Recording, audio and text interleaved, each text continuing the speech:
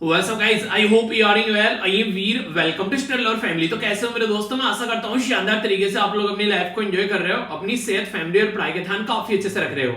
आज है 17 फरवरी। आज का द हिंदू न्यूज़पेपर एनालिसिस और एडिटोरियल डिस्कशन जो है वो बहुत शानदार रहने वाला है। पूरा डिटेल में कंप्लीट डिस्कशन करेंगे, एडिटोरियल भी और न्यूज एनालिसिस भी। कंप्लीट पेपर आप लोगों के हाथ में होगा और फोकस जो रहेगा वो खासकर प्रीलिम्स पर मेरा रहने वाला है, यानी कि बहुत सारी फैक्चुअल इंफॉर्मेशन भी मैं आप लोगों को बताने वाला हूं। पर लेकिन आगे बढ़ने से पहले आज है एक काफी इंपॉर्टेंट न्यूज जो बोला गया यहां पर, अब यह नहीं चलेगा। परिवहन मंत्रालय मतलब क्या है इसका? नॉर्मली आप लोगों ने देखा होगा हमारी कंट्री में, अगर आप लोग कहीं पर भी रहते हैं, किसी गली में, मोहल्ले में, किसी शहर में या फिर गांव में, आप लोगों ने ऐसा नजारा जरूर देखा होगा कि बाइक जो होती है नॉर्मली दो इंसानों को बैठाने के लिए बनाई गई है, पर उस पे 3-3, 4-4, 5-5, 6-6 लोग भी आप लोगों ने बैठे हुए देखे होंगे। और इस पिक्चर में तो कमाल कर दिया है, पूरा का पूरा घर जो है वो इस बाइक पर लेकर घूम रहे हैं। इवन कुत्ता भी यहाँ पर लटका लिया साथ में, और यहाँ पर एक छोटा सा पिल्ला भी इनके हाथ में, यहाँ पर एक कुत्ते का पिल्ला, ठीक है। उन्हें कहते हैं वो कौन सी मूवी थी, उसमें कहते हैं कुत्ते का पिल्ला यानी कि पप्पी। जी हाँ, वही बात की जा रही है। तो ये आप लोगों को देखने को मिला। टोटल इस पर 6 सवार हैं। इंटरेस्टिंग चीज जो है वो यहाँ पर ये है, इंटरेस्टिंग क्या बोला जाए, बेसिकली ये एक तरीके से काफी खराब चीज है कि यहाँ पर जो खुद ड्राइवर साहब जो है वो भी हेलमेट लगाकर नहीं बैठे हुए हैं। तो इसी के ऊपर हमारी कंट्री में जो परिवहन मंत्रालय है उसके द्वारा कुछ गाइडलाइन इशू की गई है। तो ये गाइडलाइन जो है ये पूरा एक आर्टिकल है, डिटेल में मैं आप लोगों से कवर करूंगा इस आर्टिकल को। इस आर्टिकल में बहुत सारी बातें मैं आप लोगों को यहाँ पर बताने वाला हूं, जिसके चलते आप लोग बहुत सारी चीजें समझ पाएंगे। नॉर्मली देश के अंदर एक्सीडेंट होना वो बड़ा ही कॉमन है, पर लेकिन उस टाइम पर सोचो अगर कोई बच्चा आप लोगों ने बैठा रखा है बाइक के आगे, तो हमारी कंट्री में उसकी क्या सिचुएशन बन सकती है। इसकी वजह से लगभग 11,000 के करीब बच्चों की जान जाती है हर साल। तो पूरा आर्टिकल है जो काफी डिटेल में मैं डिस्कस करूंगा, और फैक्चुअल इंफॉर्मेशन है यहाँ पर जो कि आप लोगों से क्वेश्चन भी बन सकता है। और इसी के साथ में यहाँ पर एक पर्टिकुलर ऑर्गेनाइजेशन है जो यहाँ पर इन सबसे रिलेटेड डेटा निकाल कर लेकर आती है, जिसको बोलते हैं नेशनल क्राइम रिकॉर्ड ब्यूरो। तो इसके बारे में भी बेसिक इंफॉर्मेशन मैं आप लोगों से डिस्कस करूंगा कि कैसे बनाई गई और कैसे यहाँ पर ये कौन कौन सी रिपोर्ट प्रस्तुत करती है। तो काफी डिटेल में ये एक इंपॉर्टेंट आर्टिकल में कवर करूंगा। एक तरीके से जैसे एडिटोरियल कवर करते हैं ना, उसी तरीके से पूरा आर्टिकल होगा, पर लेकिन जो फोकस होगा वो एक तरीके से प्रीलिम्स पर ज्यादा होगा। बहुत सारे फैक्ट्स और फिगर आप लोगों को मिलेंगे जो कि किसी भी एग्जाम में आप लोगों को फायदा पहुंचा सकते हैं, ठीक है। तो इसलिए इसको अच्छे से सुनिएगा आप लोग। तो सबसे पहले ये आर्टिकल ही कवर कर लेते हैं जो कि इंपॉर्टेंट आर्टिकल आप लोगों के लिए हो जाएगा, और इसी के साथ में यहाँ पर जो कि सोसाइटी के पॉइंट ऑफ से जैसा मैंने बोला इंपॉर्टेंट रहेगा। तो यहाँ पर ये जीएस पेपर 1 में पॉपुलेशन और उससे एसोसिएटेड जो इशू है उसके साथ में आप लोग कनेक्ट कर सकते हैं। अभी पहले मुद्दा समझते हैं, आखिर मुद्दा क्या है। हमारी कंट्री में जो यूनियन रोड ट्रांसपोर्ट मिनिस्टर हैं जिनका नाम है नितिन गडकरी जी, उनके द्वारा भी एक नोटिफिकेशन इशू किया गया, और उस नोटिफिकेशन में ये बोला गया कि अगर कोई बच्चा जो कि 9 से लेके 4 साल के बीच का है, 9 महीने से लेके 4 साल के बीच का है, उस बच्चे के लिए जो हेलमेट लगाना जो है वो यहां पर कंपलसरी कर दिया गया है अगर वो 2 व्हीलर पर आगे बैठकर चलता है। नॉर्मली आप लोगों ने देखा होगा कि बच्चों को बड़ी ज्यादा चाह होती है कि यहां पर अगर कोई जा रहे हैं ना, कि कभी आप लोगों ने देखा होगा कि मार्केट में जा रहे हो या फिर आप लोगों ने कहीं और बाहर जाना है बाइक वगैरह लेके, तो तुरंत बच्चे जो है वो आगे आकर बैठ जाते हैं। अब यहाँ पर बच्चा अगर 9 महीने से लेके 4 साल के बीच का है तो उसके लिए हेलमेट जो है वो यहाँ पर कंपलसरी कर दिया गया है। तो यहाँ पर अगर नहीं होगा तो उसका भी चालान होगा। अब तक यहाँ पर ऐसा नहीं होता था। और जो हेलमेट है उसका स्टैंडर्ड भी अच्छा होना चाहिए, यानी कि बस चालान से बचने के लिए कुछ भी लेकर चल दें, जो कि ब्यूरो ऑफ इंडियन स्टैंडर्ड यानी कि बीआईएस के द्वारा यहाँ पर सेपरेट गाइडलाइन इशू की जा रही है। किड जो यहाँ पर बेसिकली किड्स जो होते हैं उनके हेलमेट के लिए, ये अगर तब तक यहाँ पर अगर गाइडलाइन नहीं आती है तो जो हेलमेट नॉर्मली जो बच्चे यूज करते हैं ना साइकिल पे बैठकर, उसको भी यहाँ पर यूज किया जा सकता है। आप लोग बोलेंगे आखिर इसमें ऐसी क्या गंभीर बात है, तो ये मैंने आप लोगों को स्टार्टिंग में ही बताया। गंभीर बात जो है वो यहाँ पर ये है 2019 में ओनली इस रीजन की वजह से कि बच्चों को आगे बैठाकर ले जाते हैं यहाँ पर, इसकी वजह से 11,000 के करीब बच्चों की यहाँ पर जान चली गई। सोचो 11,000 घरों का चिराग यहाँ पर बुझ गया ओनली इस गलती की वजह से, जिनकी एज जो थी 18 साल से नीचे आप लोगों को देखने को मिलेगी। तो इतने सारी जो कंडीशन जब खराब है तो इसके ऊपर फोकस देना चाहिए। अगर हम लोग बात करें national crime of record bureau जो कि हमारी कंट्री में डेटा प्रस्तुत करती है और गवर्नमेंट के अधीन ये एक ऑर्गेनाइजेशन है। 2020 में जब हम लोग घर में बैठे थे, उस टाइम पर जब कोविड-19 की वजह से लॉकडाउन लगा हुआ था, उस टाइम पर भी हमारे देश में 3,54,000 एक्सीडेंट हुए। समझ रहे हैं आप लोग, उस टाइम पर भी इतने सारे एक्सीडेंट हुए, और उस टाइम पर भी यहाँ पर 1.33 लाख जो लोग हैं उनकी जान चली गई। अब ये जो डेटा है बहुत चौंकाने वाला है। क्यों? क्योंकि दुनिया में एक्सीडेंट की वजह से सबसे ज्यादा जो है बेसिकली जान जाती है वो हमारे देश में जानी जाती है, मतलब जान जाती है। इवन यहाँ पर ऐसी भी कई सारी रिपोर्ट्स आती है निकल कर कि अगर आप लोगों को ड्राइविंग लाइसेंस लेना है तो एक बार इंडिया में गाड़ी चला लो जाकर, क्योंकि वहां पर ये नहीं पता है किधर से आके कौन निकलेगा और कौन यहाँ पर किसकी गाड़ी को ठोकर चला जाएगा। तो इस तरीके से बातें यहां पर बोली जाती है। तो यानी कहने का मतलब यहां पर यह कि इंडिया में काफी रस ड्राइविंग आप लोगों को देखने को मिलेगी। कोई भी रूल और रेगुलेशन फॉलो नहीं करता है। ऐसा लगता है साहब के सब प्राइम मिनिस्टर या फिर प्रेसिडेंट है, चले जा रहे हैं बस सड़क पर, दिखता नहीं है कि ताई बाई भी किसी को देखना है, और अपनी तो जान जाती है, दूसरों की भी जान जाती है। इसी के साथ में ये डेटा 2020 में तो तब था जब कोविड-19 था। अगर 2019 का डेटा मैं आप लोगों को बताऊं तो यहां पर लगभग 4.5 लाख के करीब जो है एक्सीडेंट में यहां पर, और 1.5 लाख से भी ज्यादा लोगों की जान गई। तो ये काफी चौंकाने वाला डेटा है अगर इसको आप लोग यहां पर देख पा रहे हैं। और जो यहां पर 1.5 लाख लोग मैं आप लोगों को बता रहा हूं जिनकी जान जा रही है, इसमें 44% जो यहां पर लोग बेसिकली, अगर 2020 का डेटा मैं आप लोगों को बताऊं, वो टू व्हीलर पर यहां पर थे, उनकी जान गई। यानी कि ये 1.33 जो लाख लोगों की जान गई है, इसमें 58,000 लोगों की जान उनकी गई है जो कि बाइक पर थे। यानी कि बाइक पर इंसान जो है उसकी जो डेथ है वो एक और आसान हो जाती है। क्यों? क्योंकि वहां पर गाड़ी में तो फिर भी सेफ बैठा रहता है और वहां पर कई सारी और भी फैसिलिटीज होती हैं, पर लेकिन बाइक पर ऐसा कुछ नहीं होता है। अगर जान भी नहीं जाएगी तो हाथ पैर तो जरूर टूटेंगे। तो ये कंडीशन आप लोगों को देखने को मिलेगी। तो महाराष्ट्र में सबसे ज्यादा ऐसे इंसिडेंट देखने को मिले थे जिसमें 5,877 यानी कि 5,877, और उत्तर प्रदेश दूसरे नंबर पर था 5,735 इस पर्टिकुलर कारनामे के अंदर में। तो इसी के चलते यहां पर जरूरी हो गया कि कहीं ना कहीं बच्चों की कम से कम जान बचाई जाए। अब यहां पर कुछ और मैं आप लोगों को इंपोर्टेंट इंफॉर्मेशन बताऊंगा जो कि डायरेक्ट आप लोगों से एग्जाम में भी पूछी जा सकती है, और वैसे भी आप लोग सचेत रहिएगा इनको लेकर। Union minister for road transport जो है उसके द्वारा यहां पर रिसेंटली अभी ये बोला गया था कि आने वाले टाइम में 2025 तक का हमारी कंट्री में जो लोगों की जान जा रही है एक्सीडेंट की वजह से, उनको घटाकर हम लोग 50% कर देंगे। यानी कि आज की डेट में मान लीजिए जो 1.5 लाख लोगों की जान जा रही है तो उसको घटाकर 75,000 कर देंगे। ऐसे यहां पर कई सारे स्टेप उठाए जाएंगे, क्योंकि दुनिया में आज की डेट में हमारा देश चाइना और यूएसए के बाद में सबसे, यूएसए से आगे दोनों से सबसे ज्यादा एक्सीडेंट जो है वो हमारे देश में होते हैं। नंबर 1 टॉप पोजीशन पर है। और ऐसी जगह जब इंसान टॉप करता है तो कहीं ना कहीं जो आंखें है वो शर्म से नीचे झुकती है, ना कि सर जो है वो ऊपर उठता है। तो इस तरीके से आप लोग समझ सकते हैं। 70% जो डेथ है यहां पर उनकी जो एज है वो है 18 से 45, जो कि मोस्ट प्रोडक्टिव एज ग्रुप होता है, खासकर जिसको कहते हैं कि दुनिया में सबसे ज्यादा जो नहीं कमाने वाला जो एज ग्रुप है वो 18 से 45 साल का इंसान है। अगर ये इंसान की डेथ हो रही है तो समझो उस कंट्री की जीडीपी को कितना बड़ा लॉस होने वाला है। उस कंट्री का एक पर्टिकुलर जो घर है, अगर जिसके ऊपर डिपेंडेंट है, जो घर चल रहा है, उसका घर बेसिकली बर्बाद हो जाएगा। तो इसकी वजह से सोचिए क्या क्या कंडीशन देखने को मिलती है। तो इसी चीज को ध्यान में रखते हुए यहाँ पर रोड सेफ्टी मंथ भी सेलिब्रेट किया गया था। और मुझे अभी याद है यहाँ पर ये फरवरी महीने की वीडियो थी, शायद फरवरी के महीने में मैंने ये जो मंथली वीडियो बनाई थी उसमें भी मैंने पूरा डिटेल में कवर किया था। एक बच्चे के द्वारा फर्स्ट टाइम कोई आया होगा, उसने वो वीडियो देखी होगी, तो वो कह रहा है कि सर मजा आ गया वीडियो को देख के, क्योंकि उस जो वीडियो थी वो मंथली वीडियो जो आती है उसमें बहुत सारी फैक्चुअल इन्फॉर्मेशन एक जगह इकट्ठी आप लोगों को मिल जाती है। तो उसमें मैंने डिटेल में इसको एक्सप्लेन किया था। ठीक है, तो मंथली वीडियो अगर आप लोग रिवीजन के पॉइंट ऑफ से देखना चाहते हैं जरूर देखा करो, क्योंकि एक जगह इकट्ठी सारी चीजें आप लोगों को मिल जाती हैं। जनवरी मंथ की ऑलरेडी अपलोड कर चुका हूं, तो उसको आप लोग देख सकते हैं।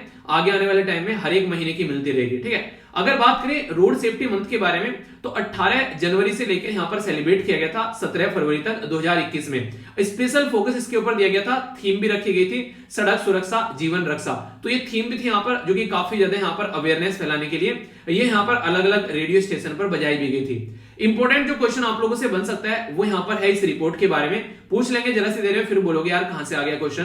तो यहां से आ गया भाई साहब, थोड़ा सा भी ध्यान से सुनोगे तो एग्जाम में क्वेश्चन नहीं छोड़ोगे। बात की जा रही है ministry of road transport and highway के बारे में। उसके द्वारा रिलीज की गई यहाँ पर वर्ल्ड बैंक रिपोर्ट। जो वर्ल्ड बैंक की रिपोर्ट है उसका टाइटल है यहाँ पर traffic crash injuries and disabilities the burden on Indian society.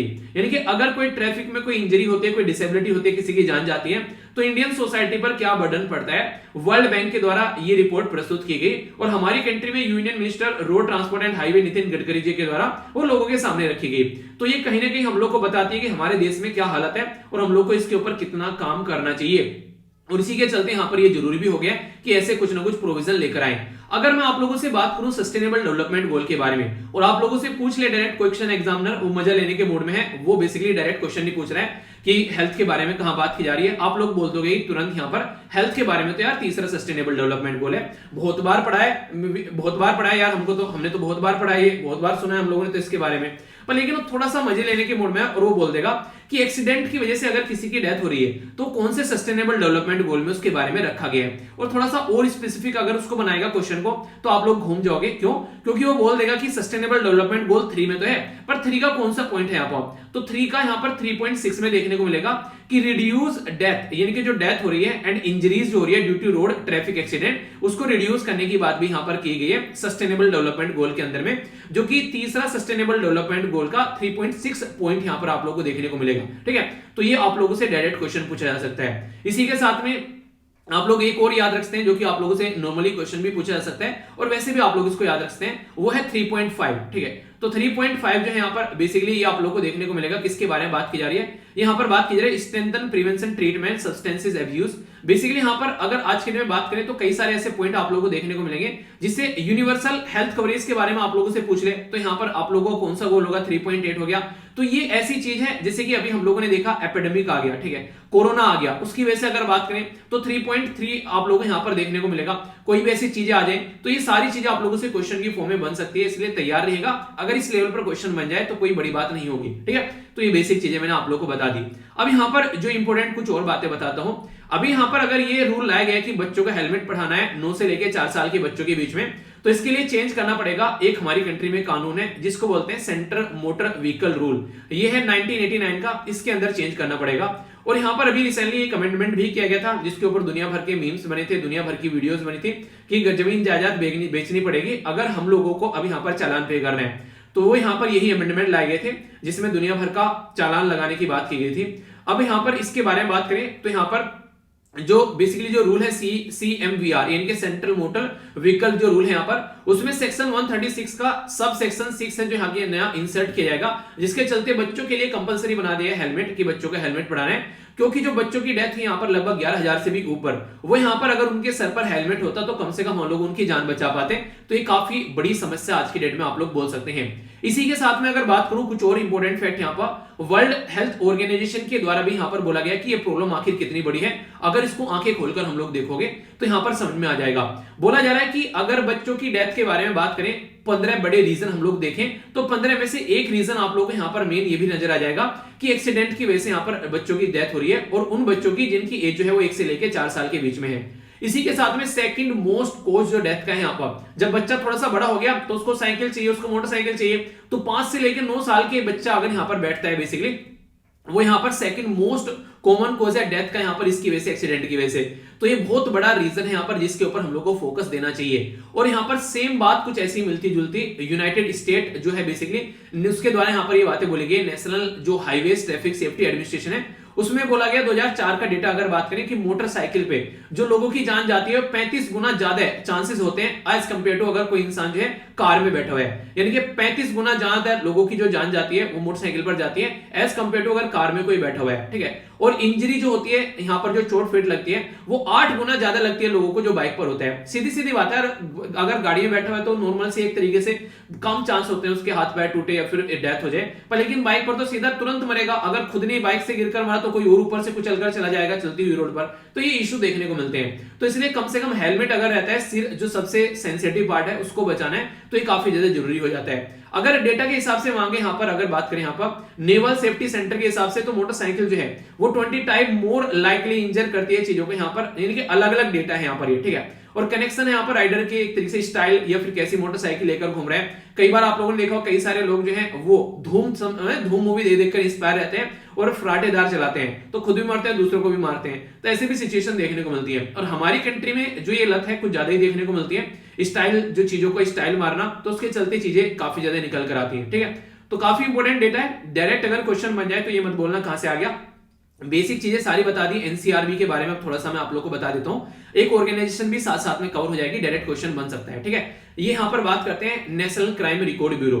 हमारी कंट्री में एक ऐसी ऑर्गेनाइजेशन है जो कि ऐसे डेटा को इकट्ठा करती है जब यहां पर कोई एक्सीडेंट हो रहा है, कोई सुसाइड कर रहा है, तो टोटल मिलाकर ये 3 रिपोर्ट लाती है। इन 3 रिपोर्ट के नाम कम से कम आप लोग याद रख लेना। क्राइम इन इंडिया हो गई पहली रिपोर्ट, दूसरा है accidental death and suicide in India, और तीसरा हो गया पर्सन जो बेसिकली प्रिजन यानी कि जेल के अंदर में जो लोग बंद है, स्टैटिस्टिक्स इन इंडिया। ये मैंने अभी 2-3 दिन पहले आप लोगों से याद होगा एक आर्टिकल भी डिस्कस किया था कि हमारी कंट्री में जेल में कैसी हालत खस्ता आप लोगों को देखने को मिलती है, उसकी वजह से कई सारी बातें निकल कर आती हैं। ठीक है, तो यहाँ पर जेल को डीकंजेस्ट करना है। कोविड-19 की वजह से बहुत सारी दिक्कतें देखने को मिल रही हैं, वहां पर डॉक्टर्स भी नहीं है, ठीक है, और भी कई सारे इश्यूज हम लोगों ने डिस्कस किए थे। तो सारे इश्यूज भी यहाँ पर बेसिकली इसी रिपोर्ट के द्वारा प्रस्तुत किए जाते हैं और फिर हम लोग उनके बारे में बातें करते हैं। तो तीनों रिपोर्ट में से अगर कोई पूछ ले कि ये रिपोर्ट किसके द्वारा प्रस्तुत की जाती है, अभी जो मैंने बात की वह एक्सीडेंटल डेथ, ठीक है, तो ये आप लोग यहाँ पर देख सकते हैं, ये रिपोर्ट भी इसी के द्वारा प्रस्तुत की जाती है। तो थोड़ा समझते हैं निकल कर कहां से आई ये बॉडी। तो हमारी कंट्री में जो एनसीआरबी है ये एक गवर्नमेंट की एजेंसी है जो कि मिनिस्ट्री ऑफ होम अफेयर के अंडर में आती है और हमारी कंट्री में क्राइम बोलती है, ये यहां पर बताती है कि क्राइम है अगर कोई भी इंडियन पिनल कोड या फिर स्पेशल लोकल जो लॉज यानी कि कानून बने हुए हमारे देश में, यानी कि भारतीय दंड संहिता या फिर लोकल लेवल पर कोई कानून बना रखे उनको फॉलो नहीं करता, उनको बेसिकली तोड़ता हुआ पाया जाता है, तो उसके बेस पर यहां पर क्राइम का डेटा ये तैयार करती है। तो ये जो है मिनिस्ट्री ऑफ होम अफेयर के अंडर में आती है गवर्नमेंट ऑफ इंडिया के, और 1986 में इसको बनाया गया था। क्या ऐसे ही बना दिया डायरेक्ट? बिल्कुल डायरेक्ट नहीं बनाया गया। पहले यहां पर जो एमएचए यानी कि ministry of home affair task force 1985 में और नेशनल पुलिस कमीशन 1977 में जो कि मर्ज कर बनाया गया था, यहां पर directorate of coordination and police computer Indian जो इंटर स्टेट जो criminals data branch of CBI और सेंटर जो यहां पर फिंगरप्रिंट ब्यूरो ऑफ सीबीआई, इनको मिलाकर यहां पर बनाया गया ये सिस्टम सबको तैयार कर तब यहां पर एनसीआरबी यहां पर निकल कर आया, ठीक है। एनसीआरबी के डायरेक्टर कौन है आज के डेट में, ये आप लोग को बताना है। ऑब्जेक्टिव ये रहता है जो भी डेटा ये प्रस्तुत करते हैं यहाँ पर सेंट्रल स्टेट गवर्नमेंट जो है उसको डेटा को यूज करते हैं कि अच्छा ऐसी ऐसी हरकतें चल रही है, कैसे सुधारना है। इसी के साथ में रियल टाइम इंफॉर्मेशन यहाँ पर इंटेलिजेंस गैदरिंग भी आप लोग को देखने को मिलती है। तो station, police station, district state में सारी चीजें रहेंगी तो लोग समझ पाएंगे। इन्वेस्टिगेशन और क्राइम प्रिवेंशन भी यहाँ पर फोकस करेंगे और कहीं ना कहीं और ज्यादा लोगों को सर्विस प्रॉपर वे में प्रोवाइड कराई जाएगी अगर यहाँ पर प्रॉपर वे में ऐसी चीजें हम लोग लेकर आते हैं। अब मान लीजिए ये डेटा ना निकालती तो मैं आप लोगों को पढ़ाना पाता, आप लोग पढ़ाना पाते तो आप लोग भी ना जान पाते, थोड़ी और लापरवाही भी करते हुए नजर आते। अब थोड़ा सा आप लोग भी सचेत हो जाएंगे, घर से बाहर निकलेंगे बच्चे को लेकर तो आप लोग खुद भी नहीं जाएंगे और दूसरों को भी बोलेंगे कि यार ये हरकतें नहीं करनी है कि नहीं। तो ये काफी इंपॉर्टेंट हो जाता है। तो रिपोर्ट जो है यहाँ पर वो काफी इंपॉर्टेंट रेफरेंस हो जाता है पुलिस ऑफिसर्स के लिए, या फिर कोई रिसर्च कर रहा है, या मीडिया वाले हो गए या पॉलिसी मेकर हो गए। जैसे अभी मीडिया वाले यानी कि जैसे मैं न्यूज बता रहा हूं तो इस कैटेगरी में आ गए, तो हम लोग अवेयरनेस फैलाने का काम कर रहे हैं ताकि लोग जाने और इसी हरकतों से बचे यहाँ पर और बच्चों की जान न जाए और लोगों की भी जान न जाए। तो यहाँ पर बात करें इसके चलते यहाँ पर ये और क्या करती है, ये यहाँ पर क्राइम स्टेटिक्स एंड जो एंटी ह्यूमन ट्रैफिकिंग डेटा है उसको भी मंथली बेसिस पर तैयार करती है। यानी कि इंसानों की तस्करी की जा रही है, उनके खिलाफ कोई क्राइम आ रहा है तो ये मंथली बेसिस पर ये भी डेटा इसके द्वारा इकट्ठा किया जाता है। तो पूरी जो न्यूज है उसमें दो सेक्शन हो गए। पहले में हम लोगों ने एक्सीडेंटल डेथ के बारे में बात की यहाँ पर, ठीक है, और इसी के साथ में साइड में आप लोगों को ये बेसिक इन्फॉर्मेशन मैंने बता दी, डे वगैरह, और बाकी आंसर राइटिंग में भी पॉइंट्स आप लोग लिख सकते हैं। एक और साइड सेक्शन हो गया जो कि इंपॉर्टेंट हो जाता है सस्टेनेबल डेवलपमेंट गोल वाला, और एक ऑर्गेनाइजेशन भी मैंने आप लोगों की कवर करा दी। तो ये था पूरा आर्टिकल। अगर कोई कंफ्यूजन हो तो बताना, और अगर मजा आया इसको पढ़ने में सुनने में तो थम्स अप देना, ठीक है। आगे बढ़ते हैं, अब नेक्स्ट चीजों की ओर देखते हैं एक एक कर क्या क्या चीजें देखनी है। अच्छा, आगे बढ़ने से पहले एक छोटी सी बात यार मैं आप लोगों को बोल दूं, लेक्चर जो है आजकल थोड़ा लेंदी रहा करेगा जैसा आप लोगों ने देखा, क्योंकि काफी डिटेल में एक्सप्लेनेशन हो जाता है। तो थोड़ा सा आप लोग मैनेज कर लो, क्योंकि इसके चलते आप लोगों को कई सारी बैकग्राउंड इन्फॉर्मेशन मिल जाती है। और आप लोगों का प्रीलिम्स से पास में आ रहा है, या फिर किसी स्टेट पीसीएस की आप लोग तैयारी कर रहे हैं उसका प्रीलिम्स आ रहा होगा, एनडीए सीडीएस के आप लोग एग्जाम दे रहे हैं, तो बहुत ही उम्दा जो बैकग्राउंड इन्फॉर्मेशन रहती है, स्टैटिक पोर्शन रहता है, वो कवर करके चलने की कोशिश करूंगा ज्यादा से ज्यादा। तो लेक्चर यार फिर मेरे ना दिमाग में रहता नहीं है कि मतलब टाइम लिमिट थोड़ी सी, तो मेरा एक्सप्लेनेशन में ज्यादा फोकस रहता है, वरना मैं ये देखता रहता हूँ कितना बताऊं, यहाँ पर रुक जाऊं, लेक्चर बड़ा हो जाएगा। तो प्लीज यार रिक्वेस्ट है, ऐसी मेरे ऊपर बाउंडेशन मत लगाओ। मैं कोशिश करूंगा कि मतलब ज्यादा नहीं, मतलब 1 घंटे के, मतलब 1 घंटा 20 मिनट इसके आसपास में उसी के अंदर रख लिया करेंगे, ठीक है, क्योंकि उसमें एक्स्ट्रा इन्फॉर्मेशन बहुत सारी मिल जाती है। और देखो तो सही, अगर ये सारी चीजें आप लोग खुद से बैठे करोगे कितना टाइम लगेगा, तो आप लोगों का फटाफट रिवीजन भी करा देता हूं जितना हो पाता है, तो उसको अच्छे से एंजॉय करो, ठीक है। तो ऐसा नहीं कि रटना है, बैठ के सुनो उसको और समझो, तभी आप लोग चीजें अच्छे से एंजॉय कर पाओगे। एक बार ओवरव्यू ले लेते हैं कौन कौन से एडिटोरियल हम लोग को डिस्कस करने हैं। लगभग सारी एडिटोरियल में कुछ ना कुछ आप लोगों को इंपॉर्टेंट आज देखने को मिलेगा, इसलिए कुछ ना कुछ हर एक एडिटोरियल में से मैं बताने वाला हूं, एक आर्टिकल में से, ठीक है। ये जो आर्टिकल आप लोगों को देखने को मिलेगा इन्फ्लेशन के बारे में है, और ये भी इन्फ्लेशन के बारे में है, दोनों को कंबाइन करके डिस्कस करूंगा। नॉर्मली हम लोगों ने सुना है फेडरल सिस्टम, यानी कि सेंटर हो गया और स्टेट हो गया, पर लेकिन जुडिशरी के फेडरल सिस्टम की बात की जा रही है। आखिर क्या है समझेंगे इसके बारे में। नीचे क्रिप्टो करेंसी को लेकर अभी हमारे देश में 30% का यहाँ पर बेसिकली एक तरीके से ना जो टैक्स लगाने की बात की गई, जिसको सूडो करेंसी भी आप लोग बोलते हैं, तो उसी के चलते बात की जा रही है। यहाँ पर कुछ इंटरेस्टिंग बातें हैं, जैसे कि अगर आज के डेट में बात करें तो ये एक तो ऑप्टिमिज्म बोला गया इसको, यानी कि आशा की किरण है। पहले बोल रही थी हमारी जो सरकार की इसको बैन कर देगी, तो आशा की किरण निकल कर आ रही है। अब नए नए इनोवेटिव मेथड निकल कर आएंगे कि हम लोग नए तरीके से नई नई करेंसी बना रही है दुनिया, तो नए नए इनोवेशन आप लोगों को देखने को मिलेंगे। पर इसी के साथ में कंसर्न भी है, क्योंकि जरा सी देर में अर्श पर और जरा सी देर में फर्श पर, यानी कि बहुत जल्दी ऊपर बहुत जल्दी नीचे हो जाती है करेंसी, तो इसके चलते दिक्कत भी देखने को मिलती है। उसी के चलते कई सारे रिफॉर्म भी लाने पड़ेंगे और कहीं ना कहीं चीजों को समझना पड़ेगा, और जो लोग आज के डेट में इसमें ह्यूज इन्वेस्टमेंट कर रहे हैं तो उनका एक विश्वास भी बनाकर रखना पड़ेगा। तो ये सारी चीजें साथ में लेकर चलनी है और एक बैंकिंग सिस्टम को भी मेंटेन रखना है और अपनी खुद की डिजिटल करेंसी भी लेकर आनी है। तो बहुत ही सारी बातें आप लोगों को जानने को मिलेगी। पूरा स्टार्टिंग से एंड तक का जो भी आज तक जिसके बारे में बातें की है पूरे डिटेल में आप लोगों से डिस्कस करूंगा, ताकि अच्छे से आप लोग इसका आंसर भी दे सकें। ठीक है, तो आर्टिकल यानी कि अच्छा रहने वाला है काफी। रसिया और जो फिलहाल यूक्रेन का जो इश्यू था वो यहां पर अभी थोड़ा सा शांत होता हुआ नजर आ रहा है। उसी के बारे में कई आर्टिकल है, कई आर्टिकल 3-4 पेज पर तो जगह जगह आर्टिकल है बेसिकली न्यूज एनालिसिस के अंदर, और ये एडिटोरियल भी है, तो इसलिए कंबाइन कर सबको डिस्कस कर लेंगे। हेट स्पीच के बारे में बात की जा रही है यहां पर, इसके बारे में यहां पर आप बात करेंगे कि बेसिकली यहां पर बोला जा रहा है कि जो अभी हरिद्वार में इंसिडेंट देखने को मिला था हेट स्पीच का, तो उसको हेट स्पीच के तरीके से नहीं, उसको ऐसे देखना चाहिए जैसे कि वॉयलेंस, एक तरीके से वॉयलेंस बढ़ाने की कोशिश की गई है। ठीक है, तो ये बातें हैं। ये आर्टिकल आज फिर यहाँ पर हिजाब के बारे में, तो आप लोग इसको इग्नोर कर सकते हैं, क्योंकि जो राइटर है ये यहाँ पर बेसिकली अपना पर्सनल एक्सपीरियंस शेयर कर रहे हैं। तो अपनी पर्सनल चीजें बता रहे हैं कि मेरे घर में मम्मी ऐसे थी, पापा ऐसे थे, दादा दादी ऐसे थी, वो रहा करते थे, तो हम लोगों ने कभी इस तरीके से चीजें फील नहीं की जैसे देखने को मिलती है। तो सबकी अपनी अपनी देखिए चीजें हो जाती हैं, तो इसको आप लोग इग्नोर कर सकते हैं। ऐसा कुछ नहीं है कि इसके अंदर आप लोगों को छोड़ने के बाद में ये लगेगा कि हाँ आप लोग का एग्जाम के लिए कुछ छूट गया। ठीक है, तो ये आर्टिकल आप लोग स्किप कर सकते हैं। जो नीचे वाला ये साइड में आर्टिकल है यहाँ पर, ये यहाँ पर एक रिचुअल के बारे में बात कर रहा है केरला के अंदर में, तो इसके बारे में थोड़ा सा मैं आप लोगों को ओवरव्यू दूंगा ताकि आप लोग समझ सकें पुराने टाइम में जो पैटर्न चला करते थे हमारे देश में उसको आप लोग समझ पाएंगे। तो इसके ऊपर भी एक थोड़ा सा ओवरव्यू मैं डालूंगा, ठीक है, ताकि चीजों को आप लोग अच्छे से कनेक्ट कर सकें। इसके बाद में फिर मैं आप लोगों को न्यूज एनालिसिस की ओर लेकर चलूंगा, बेसिकली यहाँ पर प्रीलिम्स फोकस, इसमें बहुत सारे उम्दा आर्टिकल देखने को मिलेंगे। एक तो ट्रिब्यूनल के बारे में बात की जा रही है, काफी डिटेल में आप लोगों से ट्रिब्यूनल के बारे में बताऊंगा और क्वेश्चन भी डिस्कस करूंगा जो कि प्रीलिम्स में पूछा गया था, यहाँ पर इनके यूपीएससी के द्वारा पूछा जा चुका है, और क्या क्या डिफरेंस होता है वो बातें हम लोग जान लेंगे। इसी के साथ में आर्टिकल आप लोगों को देखने को मिलेगा arm force special power act के बारे में, और यहाँ पर एक पर्टिकुलर इशू और आ रहा है इंडिया और श्रीलंका को लेकर। इशू नहीं, हालांकि नेचुरल चीजें हैं, तो इसके बारे में भी हम लोग समझेंगे। इसी के साथ में यहाँ पर और कई सारे छोटे छोटे पॉइंट्स होंगे जिसको हम लोग डिस्कस करेंगे अच्छे से। ठीक है, ईडी के बारे में आप लोगों से बात करूंगा, ईडी के बारे में भी एक क्वेश्चन डिस्कस करूंगा। तो यानी कि बहुत ही उम्दा डिस्कशन आप लोगों का रहेगा, वीडियो को एंड तक देखिएगा, बहुत सारे आर्टिकल हैं, ये सारी चीजें मैं डिस्कस करने वाला हूं वीडियो के एंड तक। एक और बात छोटी सी, वीडियो के एंड में जब वोकैबुलरी डिस्कस करूंगा तो उसमें आज आप लोगों को 2 टर्म बताऊंगा नहीं, जिससे आप लोगों से क्वेश्चन भी बन जाए तो आप लोग समझ सकते हैं इनको। बेसिकली कैपेक्स और इसी के साथ में यहाँ पर ओपेक्स क्या होता है, तो ये कुछ ऐसी बातें होंगी जो कि आप लोग का एक कॉन्सेप्ट भी डेवलप करेंगे और अच्छे से आप लोग चीजों को कनेक्ट कर पाओगे। तो कुछ ऐसा पूरा एक डिस्कशन रहेगा शानदार तरीके से। ओके, आंसर राइटिंग या फिर ऐसे राइटिंग आप लोग कर रहे हैं या फिर डायरेक्ट भी आप लोगों से क्वेश्चन बन सकता है। अगर पूछ ले आप लोगों से कि एक स्टेटमेंट किसके द्वारा दी गई है, तो डायरेक्ट आप लोगों को यहाँ पर एक ऑब्जेक्टिव टाइप क्वेश्चन भी तैयार हो जाएगा। बोला गया है we must become the change we want to see, यानी कि यहाँ पर खुद महात्मा गांधी जी के द्वारा बोला गया है कि जो बदलाव आप लोग चाहते हैं दूसरों के अंदर देखना या फिर समाज में या फिर सोसाइटी में देखना, सबसे पहले वो बदलाव आप लोग अपने अंदर लेकर आना है। तो ये काफी इंपॉर्टेंट बात है। आप लोग चाहते हैं दुनिया सुधरनी चाहिए, सबसे पहले अपने आप सुधरो। आप लोग चाहते हैं दुनिया फिट होनी चाहिए, सबसे पहले अपने आप फिट हो। आप लोग चाहते हैं दुनिया पढ़ी लिखी होनी चाहिए, सबसे पहले अपने आप पढ़ा लिखा बनो। तो ये बिल्कुल ऐसी बात है, यथा दृष्टि तथा सृष्टि, जैसा आप लोग चाहते हो दुनिया को, दुनिया आप लोगों को वैसी दिखाई देगी। तो अपने आप को सुधारने स्टार्ट कर दो, दुनिया आप लोग को सुधरी हुई नजर आएगी।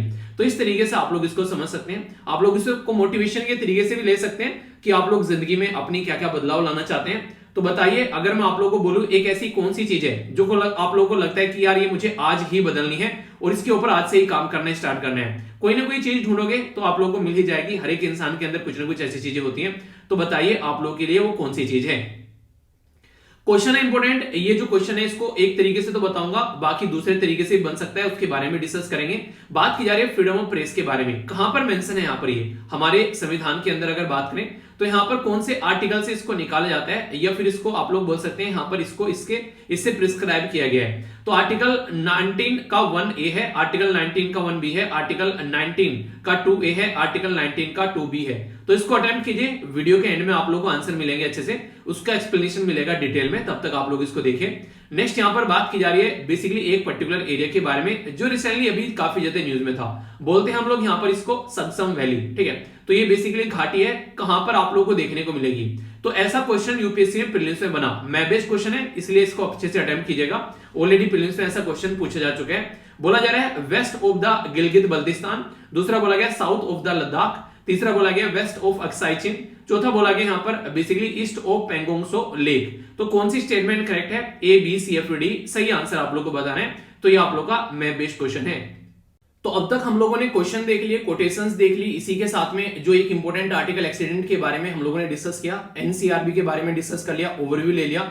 अब यहाँ पर कुछ बातें एक्स्ट्रा समझेंगे। अब एक नेक्स्ट आर्टिकल देखते हैं, छोटा सा आर्टिकल है, 1-2 मिनट में निपट जाएगा, पर लेकिन पता होना चाहिए। केरला के अंदर का इंसिडेंट है यहाँ पर। ये केरला हमारी कंट्री में साउथ इंडिया में एक राज्य है, कर्नाटका और तमिलनाडु के साथ में बाउंड्री टच करता है। और याद रखिएगा हमारी कंट्री में जो पुदुचेरी है उसके 4 डिस्ट्रिक्ट है, उसमें से एक डिस्ट्रिक्ट जिसको मेहे बोलते हैं, MAHE, वो आप लोगों को केरला के अंदर देखने को भी मिलेगा। तो ये इंपॉर्टेंट है, जिसके बारे में आप लोग याद रख सकते हैं। अब यहाँ पर केरला के अंदर में काफी पुराने टाइम से एक रिचुअल चली हुई आ रही है। उस रिचुअल में क्या रहता है, जो मंदिर के पुजारी रहते हैं, जो प्रीस्ट रहते हैं, वो ब्राह्मण के बेसिकली पैर धुला करते हैं, जैसे आप लोग यहाँ पर देख पा रहे हैं। तो इसके चलते यहाँ पर इसको काफी अच्छा माना जाता है, और इसके चलते यहाँ पर इनका ये एक पैटर्न चला हुआ था काफी लंबे समय से। पर लेकिन फिलहाल जैसे हम लोग मॉडर्न होते जा रहे हैं, पढ़े लिखे होते जा रहे हैं, तो इन चीजों से हम लोग दूर हट रहे हैं। तो इसके खिलाफ यहाँ पर अभी प्रोटेस्ट केरला के अंदर देखने को मिल रहे हैं। तो उसी के चलते यहाँ पर कई सारी बातें आप लोगों से पूछी जा सकती है। देखिए 2 मुद्दे आप लोग जरूर याद रखिएगा। एक तो बोलते हैं राइट टू रिलीजन, ठीक है, राइट टू रिलीजन के बारे में बात करते हैं हम लोग, और दूसरा होता है यहाँ पर कल्चर राइट, ठीक है। तो दोनों डिफरेंस, दोनों अलग अलग तरीके से आप लोगों को संविधान में देखने को मिलेंगे। दोनों के बीच में आप लोग कोई कंफ्यूजन नहीं करना है। दोनों के पैटर्न में आप लोगों को थोड़ा सा बता देता हूं ताकि आप लोग चीजों को समझ सकें, क्योंकि कई सारे जो लोग हैं ना इसको एक जगह मिक्स कर देते हैं। तो दोनों अलग अलग हैं, अगर आप लोग इनको समझ पाएंगे तो और अच्छे से चीजों को अंडरस्टैंड कर पाएंगे, और कई सारी बातें एक्स्ट्रा आप लोगों को जानने को मिलेगी। तो मैं एक बार बता देता हूं, पहले ये बेसिक स्टैटिक पॉइंट हो जाएगा। जैसे ये वाली स्लाइड है, आगे भी आप लोगों को ये दिखाऊंगा कई बार, तो ये आप लोगों को बार बार परेशान करने वाली है, तो थोड़ा सा मैनेज कर लेना। इस वाली स्लाइड में आप लोग देखते हैं हमारी कंट्री में जब फंडामेंटल राइट में जाएंगे पार्ट 3 में, तो आर्टिकल 12 से 35 तक का संविधान के अंदर रखे गए सारे आप लोग के मूल सिद्धांत। अच्छा, किस कंट्री से हम लोगों ने अपने फंडामेंटल राइट लिए हैं, क्या आप लोगों को पता है? बताइए जरा, छोटा सा क्वेश्चन है, कई बार बन जाता है, पता होना चाहिए। जो भी क्वेश्चन पूछता हूं टेंशन मत लिया करो, अगले दिन उनके आंसर मिल जाते हैं आप लोगों को, ठीक है। तो अच्छे से आप लोग अटेम्प्ट किया करो। यहां पर अगर बात करते हैं कल्चर राइट के बारे में, तो कल्चर राइट और एजुकेशनल जो राइट है, ये आर्टिकल 29 और 30 के अंदर आप लोग को देखने को मिलेंगे संविधान के अंदर में। और जो right to freedom of religion है, यानी कि जो धार्मिक अधिकार है आप लोग के, वो 25 से लेकर 28 में देखने को मिलेंगे। इनके ऊपर आप लोगों को थोड़ा सा ओवरव्यू फोकस ज्यादा देना चाहिए, क्योंकि क्वेश्चन बन सकते हैं। तो लक्ष्मीकांत के अपने चैप्टर कंप्लीट कर लेना, पॉलिटी डिटेल में पढ़ा रखी है, जाकर या फिर उन लेक्चर को देख लेना। Right to religion by Veer, या फिर right to culture educational right, या फिर fundamental right by Veer, search कर लेना, पूरे डिटेल में मैंने कवर कर रखे हैं। तो ये जो राइट हो गए यहाँ पर किसी पर्टिकुलर रिलीजन से रिलेटेड, कल्चर से रिलेटेड, तो यहाँ पर बेसिकली इनका भी एक क्राइटेरिया होना चाहिए कि सोसाइटी में ये नेगेटिव इंपैक्ट न डालें और सोसाइटी को डिवाइड करते हुए नजर न आए। तो इसी के चलते यहाँ पर लोगों ने प्रोटेस्ट करना स्टार्ट कर दिया। जब केरला में यहाँ पर ये चीजें देखने को मिल रही है, तो कई सारी जब फोटो वायरल हो जाती है ना इंटरनेट पर, तो लोग जो है आज के दिन में जागरूक हो रहे हैं, तो बोलते हैं पुरानी चीजें चली हुई आ रही हैं जिसमें ब्राह्मणिज्म को काफी ज्यादा सपोर्ट किया रहा है, तो इसको साइड में रखना है। तो उसी के चलते यहाँ पर ये इशू देखने को मिल रहा है और इसको साइड में करने की बात की जा रही है। एक इंपॉर्टेंट केस जो कि कई बार क्वेश्चन भी आप लोगों से बनता है, SR बोम्मई केस के बारे में आप लोगों ने कई बार सुना होगा, वर्सेस यूनियन ऑफ इंडिया। तो ये जो केस है यहाँ पर काफी इंपॉर्टेंट है। यहाँ पर 1994 यानी कि 1994 में ये केस आप लोगों को देखने को मिला था। इसमें एक कॉन्सेप्ट को यहाँ पर सपोर्ट किया गया। जब हम लोग बात करते हैं सेक्युलरिज्म के बारे में, हमारा देश कैसा है, सेक्युलरिज्म यानी कि धर्मनिरपेक्ष, यानी कि हम लोग जो है अपना रिलीजन अपना फॉलो कर सकते हैं, पर लेकिन उसमें कोई भी आप लोगों को फोर्स नहीं करेगा। तो एक तरीके से ये बेसिकली सेक्युलरिज्म का कॉन्सेप्ट होता है। पर लेकिन सेक्युलरिज्म के कॉन्सेप्ट को भी हमारे देश में बेसिक स्ट्रक्चर कॉन्सेप्ट बना दिया गया। और बेसिक स्ट्रक्चर कहां से निकल कर आया था, ये आप लोगों को मैंने बताया था। केशवानंद भारती केस याद है ना, 1973 का। तो केशवानंद भारती केस में क्या था, यहाँ पर एक स्ट्रक्चर निकाली गई संविधान में से निकालकर कि हाँ एक बेसिक स्ट्रक्चर नाम की चीज रहेगी। इसका मतलब क्या था, यानी कि अपने घर के अंदर जैसे आप लोगों ने एक ढांचा तैयार कर दिया, ये घर की बाउंड्री है, तो घर की बाउंड्री के अंदर आप लोग कुछ भी चेंज कर लीजिए, यानी कि यहाँ आप लोग मान लीजिए किचन बना लीजिए, यहाँ आप लोग टॉयलेट बना लीजिए, यहाँ आप लोग बेडरूम, यहाँ आप लोग रेस्ट रूम, कुछ भी आप लोग कर लीजिए, पर लेकिन ये बाउंड्री चेंज नहीं करोगे। तो ऐसे ही यहाँ पर सुप्रीम कोर्ट ने बोला, क्योंकि आप लोगों को पता है हमारी कंट्री में अगर बात करें, जब भी अमेंडमेंट किया जाता है संविधान में, तो काफी कुछ चेंज कर दिया जाता है। तो उस चेंज को रोकने के लिए बेसिक स्ट्रक्चर का कॉन्सेप्ट लेकर लाया गया केशवानंद भारती के द्वारा यहाँ पर। ये तो काफी बेहतरीन केस था और रिसेंटली केशवानंद भारती जी की अभी डेथ भी हुई, तो उसकी वजह से भी काफी ज्यादा न्यूज में था। तो याद रखिएगा 1973। मैं याद कराने के लिए आप लोगों को हमेशा बोलता हूं, हमारे देश में टाइगर प्रोजेक्ट लाया गया था 1973 में, तो उसके चलते आप लोग इसको टाइगर केस बोल सकते हैं, क्योंकि अब तक का हमारी कंट्री में सुप्रीम कोर्ट की हिस्ट्री में सबसे ज्यादा जो जजों के द्वारा बैठकर इस केस को सुना गया था। कितने जज थे जरा बताइए, देखता हूं किस किस को याद है। छोटी छोटी बातें कल आंसर बता दूंगा, टेंशन मत लेना। और कई सारे बच्चे आंसर अच्छे से देते हैं, आप लोग उनका भी आंसर देख सकते हैं, ठीक है। पेशेंस रखा करो थोड़ा। तो यहाँ पर अगर 25 से लेकर 28 तक का बात करें तो राइट टू रिलीजन के बारे में बात हो गई।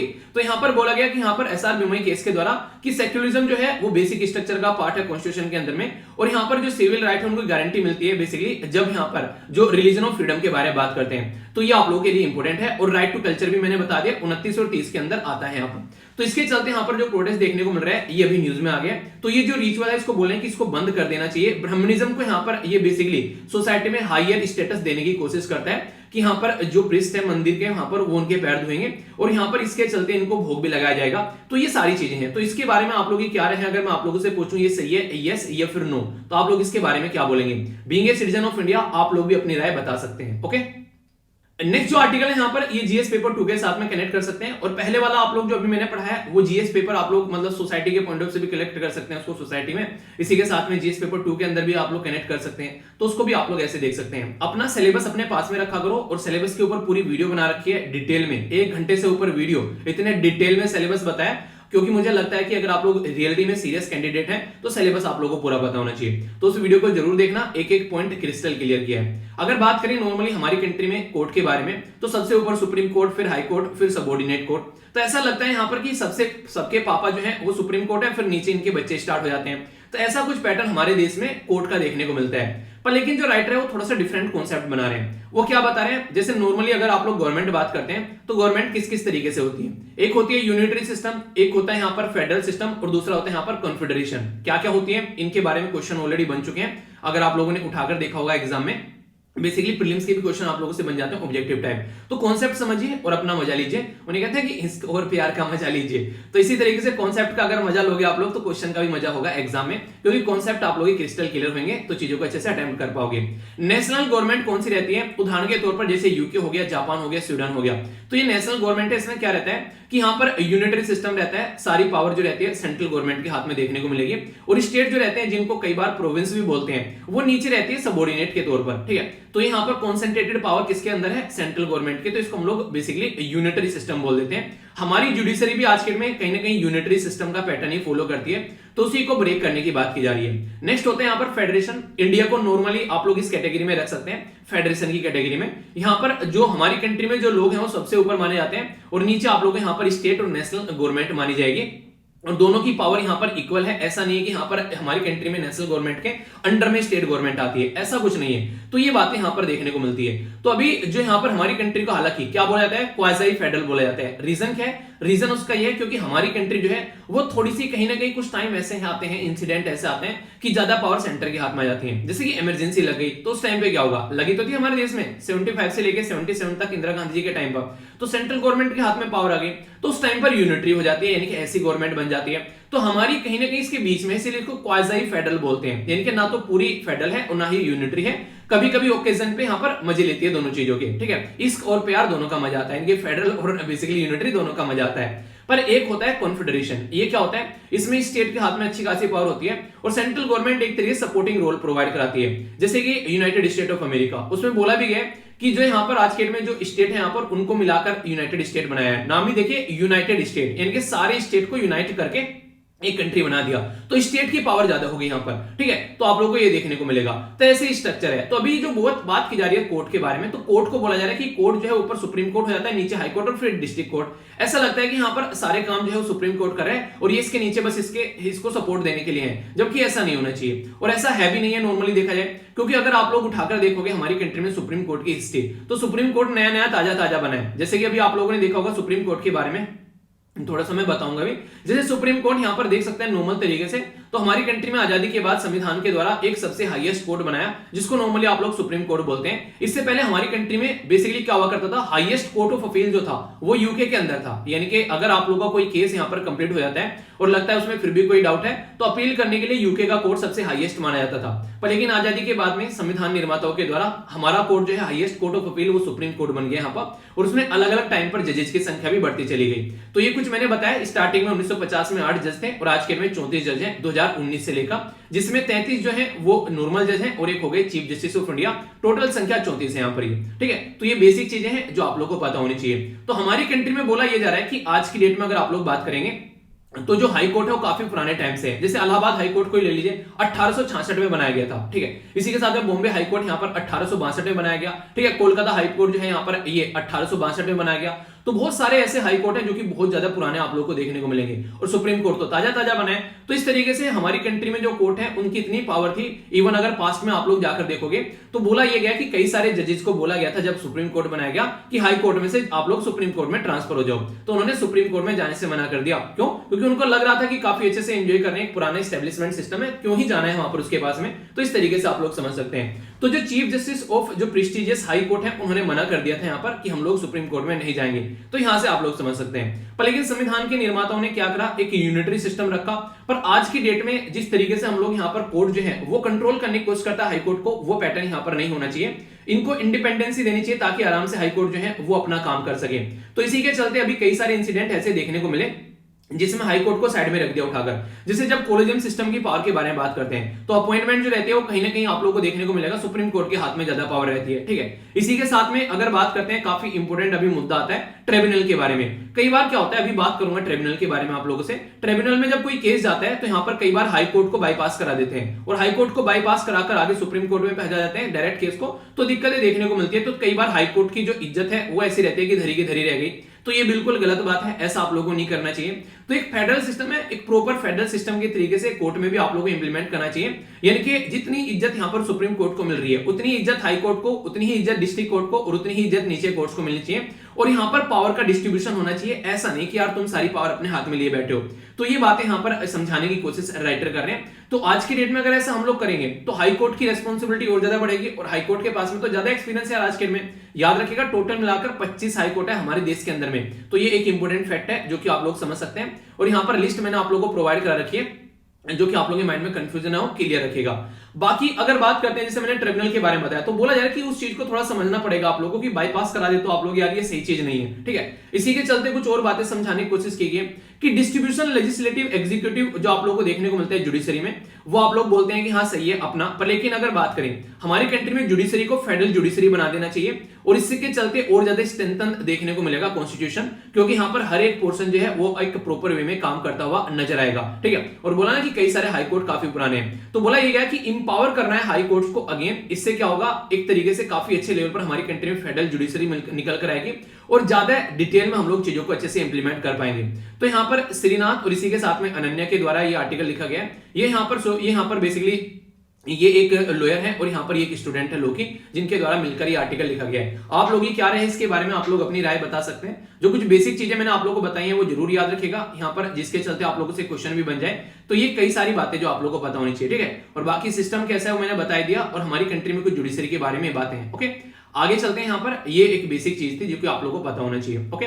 नेक्स्ट जो आर्टिकल मैं आप लोगों से डिस्कस करने वाला हूं वो आर्टिकल जो है बेसिकली इंटरेस्टिंग आर्टिकल है, इन्फ्लेशन के बारे में बात करेगा, ठीक है। तो आप लोगों को थोड़े से कुछ कॉन्सेप्ट में आप लोगों को बताऊंगा, तो थोड़ा सा अच्छे से सुनिएगा ताकि आप लोग चीजों के बारे में समझ सकें। इन्फ्लेशन नॉर्मली आप लोग बोलते हैं महंगाई आ गई, ठीक है। तो उसी महंगाई के बारे में बात करूंगा, आखिर महंगाई आ गई तो कैसे महंगाई आ गई। अभी रिसेंटली कई सारी ऐसी चीजें देखने को मिली है इसके बारे में जो कि आप लोगों को पता होनी चाहिए। जैसे यहाँ पर ये चार्ट आप लोग कई सारी बातें बता कर जाएगा, और जैसे डेटा पॉइंट में मैंने बोला था आज महंगाई के बारे में है। अभी रिसेंटली हमारे देश में जो महंगाई है वो 6.01 हो गई। तो 6.01 जैसे यहाँ पर ये महंगाई बढ़ी तो यहाँ पर इसके चलते काफी ज्यादा दिक्कतें आ गई। रीजन क्या है? रीजन ये है कि हमारी कंट्री में जो सेंट्रल बैंक है उसको आप लोग बोलते हैं रिजर्व बैंक ऑफ इंडिया, और रिजर्व बैंक ऑफ इंडिया को एक रेस्पॉन्सिबिलिटी दे रखी है क्या, कि तुमको यार एक काम करना है और ये काम अच्छे से करना है। वो क्या है कि तुमको इन्फ्लेशन जो है ना वो 4 + -2 के बीच में रखना है। अब आप लोगों के लिए बोलेंगे 4 + -2 है, यानी कि कहने का मतलब ये कि अगर 4 में 2 प्लस कर दो तो आप लोगों को 6 देखने को मिलेगा, 4 में से 2 माइनस कर दो तो आप लोगों को 2 देखने को मिलेगा। यानी कि महंगाई जो है वो यहाँ पर इसके बीच में होनी चाहिए। यानी कि कहने का मतलब यहाँ पर यह कि अगर महंगाई जो है इससे ज्यादा होगी या फिर इससे कम होगी तो नुकसान देखने को मिलेगा। आप बोलोगे बड़े अजीब बात बोल रहे हो, कम से भी नुकसान है महंगाई से? जी हाँ बिल्कुल नुकसान है। वो कैसे? मान लीजिए आप लोग कोई प्रोडक्ट बना रहे हैं, आप लोगों ने यहाँ पर अपना खुद का प्रोडक्ट बनाना स्टार्ट किया। घर में आप लोग एक खेत है और खेत में आप लोग नींबू लगाते हैं और नींबू का अचार बनाना आप लोगों ने स्टार्ट कर दिया। अब आप लोगों ने नींबू का अचार बनाया, पर लेकिन बनाने के बाद में जब मार्केट में उसको बेचने गए, उसका प्राइस इतना मिला ही नहीं जितना आप लोगों को मिलना चाहिए, आप लोग की लागत भी नहीं निकल पा रही है, इतना सस्ता वो मार्केट में देखने को मिल रहा है। तो क्या आप लोग नींबू का अचार बनाओगे? कभी नहीं बनाओगे, आप लोग उसको बनाना बंद कर दोगे। तो कहने का मतलब यह है कि इतना सस्ता भी नहीं होना चाहिए कि यहां पर इंसान की लागत भी ना निकल पाए, ठीक है, तो वो काम करना बंद कर देगा, ठीक है। हालांकि कस्टमर के लिए फायदेमंद है, उसको तो सस्ता मिल रहा है, वो तो लाइफ को एंजॉय करेगा, पर लेकिन बनाने वाले को फायदा होना चाहिए ना, वो बनाना ही बंद कर देगा, फिर कस्टमर खाएगा क्या? तो इसलिए जरूरी है यहाँ पर कहीं ना कहीं अगर इंसान जो है चीजों को बना रहा है तो उसकी लागत और थोड़ा बहुत प्रॉफिट मिले तो ही वो चीजों को कंटिन्यू करेगा। पर लेकिन इतना भी नहीं होना चाहिए, पता चला महंगाई बहुत ज्यादा हो गई और महंगाई इतनी ज्यादा हो गई यहाँ पर बढ़कर कि यहाँ पर इंसान जो है जो खरीदने वाला है वो खरीद ही नहीं पा रहा है, तो फिर भी कोई फायदा नहीं है, बनाने वाले को फायदा नहीं होगा क्योंकि महंगा इतना हो गया, बहुत ही कम लोग खरीद पाएंगे यहाँ पर। तो एक बैलेंस होना चाहिए और वो बैलेंस है 4 + -2 का। तो ये बैलेंस यहाँ पर दिया गया हमारी कंट्री में, बेसिकली आरबीआई को बैलेंस बनाने की बात की जा रही है। तो आरबीआई पूरी कोशिश करता है बैलेंस बनाने की, तो इसी के चलते यहाँ पर ये मॉनेटरी पॉलिसी लेकर आता है, ठीक है। मॉनेटरी पॉलिसी कमेटी के बारे में सुना है ना आप लोगों ने, इसको हेड कौन करते हैं? यूपीएससी प्रीलिम्स में क्वेश्चन पूछा गया था, हेड करते हैं यहाँ पर रिजर्व बैंक ऑफ इंडिया के गवर्नर, ठीक है। वहां पर ऑप्शन में दे रखा था हमारी कंट्री के फाइनेंस मिनिस्टर, तो ये बिल्कुल गलत ऑप्शन था। इसी के चलते यहाँ पर ये डिसाइड करते हैं कि इसके बीच में रखना है। इससे पहले यहाँ पर जब 2016 में ये मॉनेटरी पॉलिसी कमेटी बनाई गई थी तो इनको टारगेट दिया गया था कि आप लोगों को ये टारगेट अचीव करना है और कंटिन्यू यहीं पर ही बैलेंस बनाकर रखना है। तो 4 + -2 टारगेट दिया गया, पर लेकिन ये 5 साल का टारगेट था और 2021 में जो था इनका कार्यक्रम कंप्लीट हो गया। अब लगा कि यार इनका तो कार्यक्रम कंप्लीट हो गया, अब क्या इसी को ऐसे ही लेकर चलना है, तो इसके ऊपर फोकस दिया गया। तो फिर से यहां पर इसको सेम टारगेट दे दिया गया। अब यही टारगेट ये फॉलो करके चल रहे हैं आगे आने वाले टाइम में, 2021 से लेके यहां पर ये 2026 तक आप लोगों को यही टारगेट रहेगा।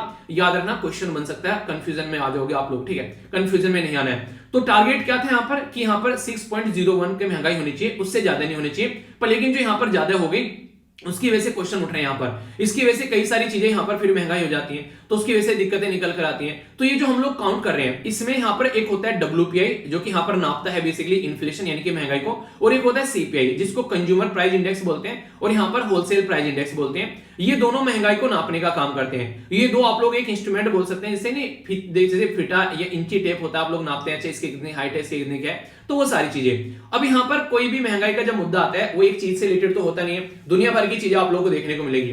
मान लीजिए कल को चलकर यहाँ पर रसिया जो है वो अटैक कर देता है यूक्रेन पर, तो इंटरनेशनल लेवल पर जो क्रूड ऑयल का प्राइस जो है वो काफी ज्यादा महंगा हो जाएगा। तो उसके चलते हमारे देश में क्रूड ऑयल यानी कि कच्चा तेल हम लोग लेकर आते हैं, तो उसकी वजह से हम लोग पेट्रोल और डीजल बनाते हैं। अब जहां जहां पर भी पेट्रोल और डीजल यूज किया जाता है वो सारा एरिया जो है महंगा हो जाएगा। मान लीजिए कल को आप लोग चलकर अपनी गाड़ी यूज करते हैं, उसमें डीजल यूज कर रहे हैं, तो महंगा हो जाएगा, तो गाड़ी चलानी आप लोगों को महंगी पड़ेगी। तो ये इस तरीके से समझ सकते हैं। कल को मान लीजिए जम्मू एंड कश्मीर से जो सेब है, एप्पल है, वो तमिलनाडु में जाने हैं, तो वो महंगे हो जाएंगे। तो इन्फ्लेशन इस तरीके से यहाँ पर दिक्कत क्रिएट करता है। पर लेकिन कुछ इन्फ्लेशन जो है वो अच्छे भी होते हैं, कुछ दाग अच्छे होते हैं, उसके बारे में आप लोगों से बात करूंगा।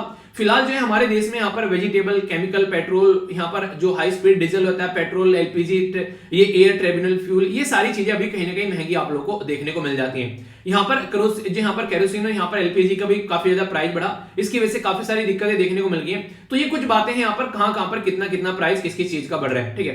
तो ये कुछ चीजें हैं जो कि रिटर्न नहीं है, पर हल्का सा आइडिया आप लोग रखिएगा इनके बारे में। तो अभी यहाँ पर जो ये इतना जो इन्फ्लेशन हो गया यहाँ पर, तो इसके चलते बोला गया चीजों को टैकल करना है। और इन्फ्लेशन हमारे ही देश में नहीं है, ऑल ओवर वर्ल्ड में इन्फ्लेशन बढ़ जाता है। उसके पीछे क्या होता है, प्राइस बढ़ जाता है आप लोगों की और मनी की वैल्यू घट जाती है। मतलब क्या इसका सीधा सीधा मतलब ये है कि पहले एक चाय की कप जो है आप लोग 10 रुपए में खरीद लिया करते थे, पर लेकिन चाय की कप का जो प्राइस है वो 15 रुपए हो गया। क्यों? क्योंकि पत्ती का भाव बढ़ गया 5 रुपए और।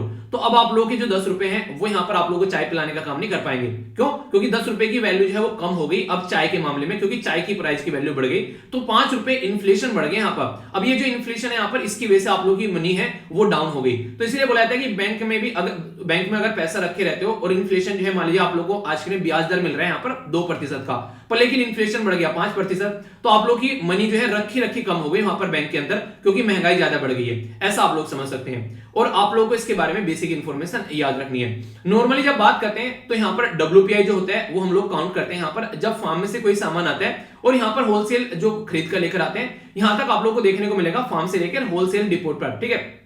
ये इसके बाद में फिर यहाँ पर जब कंज्यूमर प्राइस इंडेक्स जो रहता है वो कस्टमर के हाथ में नापा जाता है। तो ये बेसिक इन्फॉर्मेशन है और यहाँ पर एक स्लाइड भी दे रखी है जिसमें सारी चीजें बता रखी है कौन कौन पब्लिश करता है, तो एग्जाम में डायरेक्ट क्वेश्चन बन जाएगा।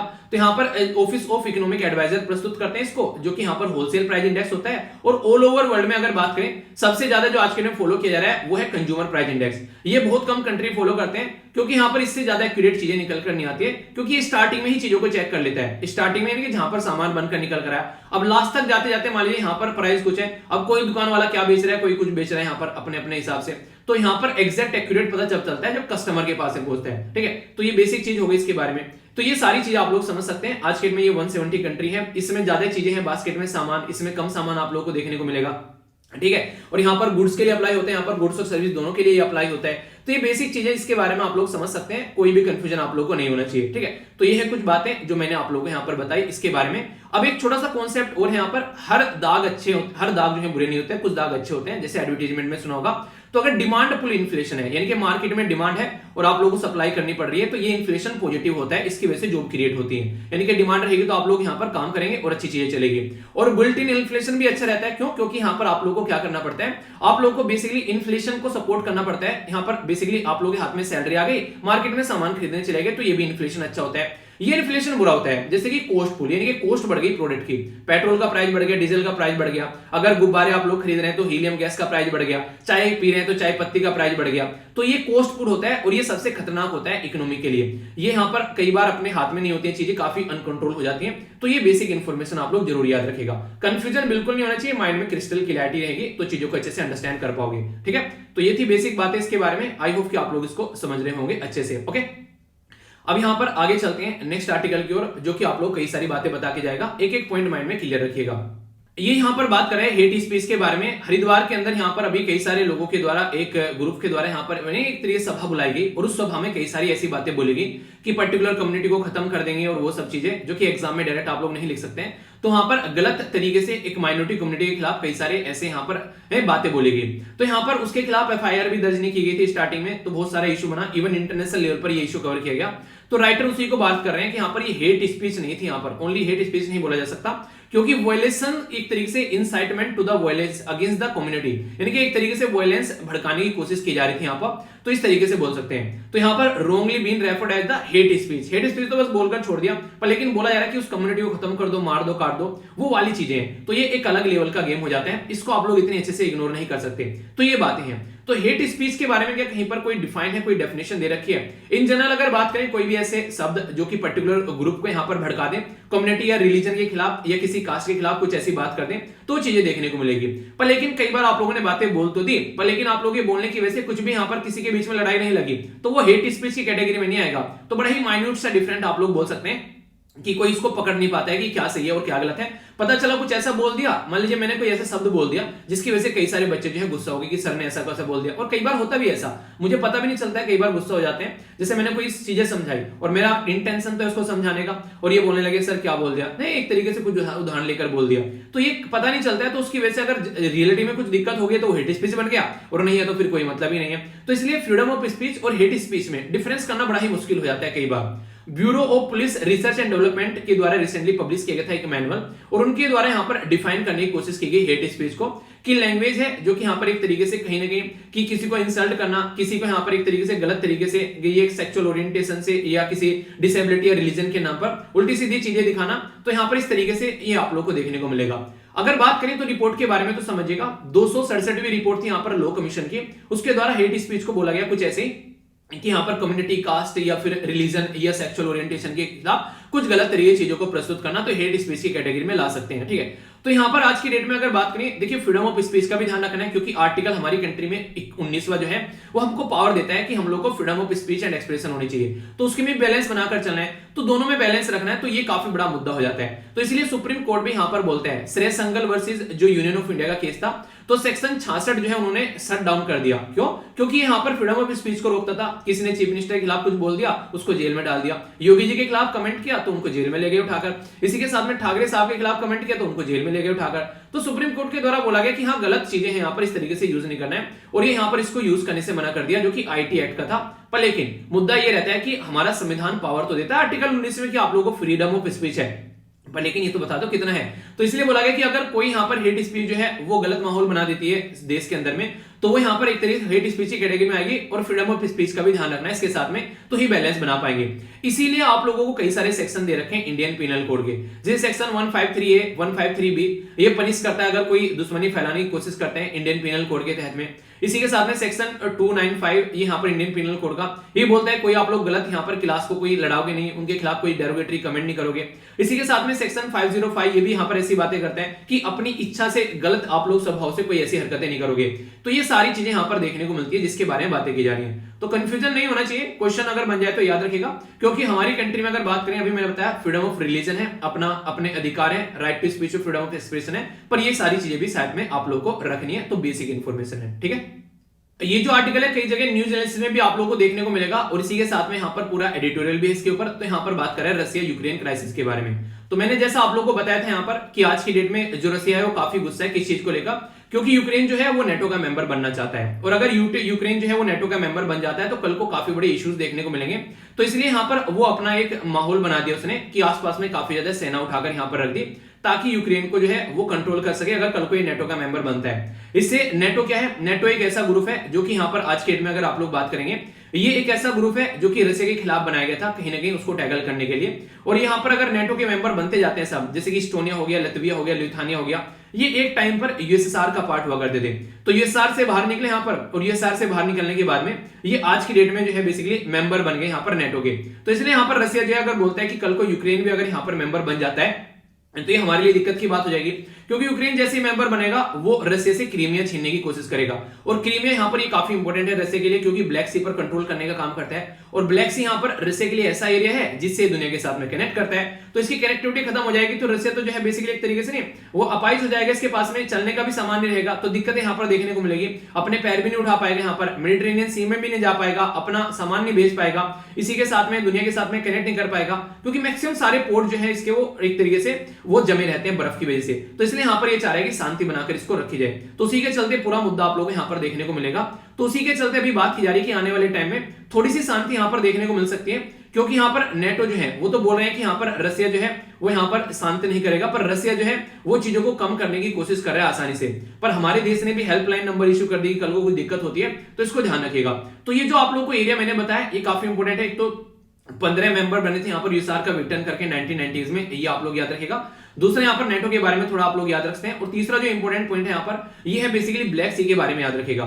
ये सी ऑफ अजोव है, मैं बेस्ट क्वेश्चन बन जाएगा, जो क्रेच स्टेट ऑफ क्रेच के साथ में यहाँ पर ब्लैक सी के साथ में कनेक्ट करता है। ये सी ऑफ मार्मरा आप लोगों को देखने को मिलेगा, एजेनियन सी है यहाँ पर थोड़ा सा इधर आएंगे, और यहाँ पर मेडिटेरेनियन सी है, ये सारे कनेक्ट होते हैं एक दूसरे के साथ में।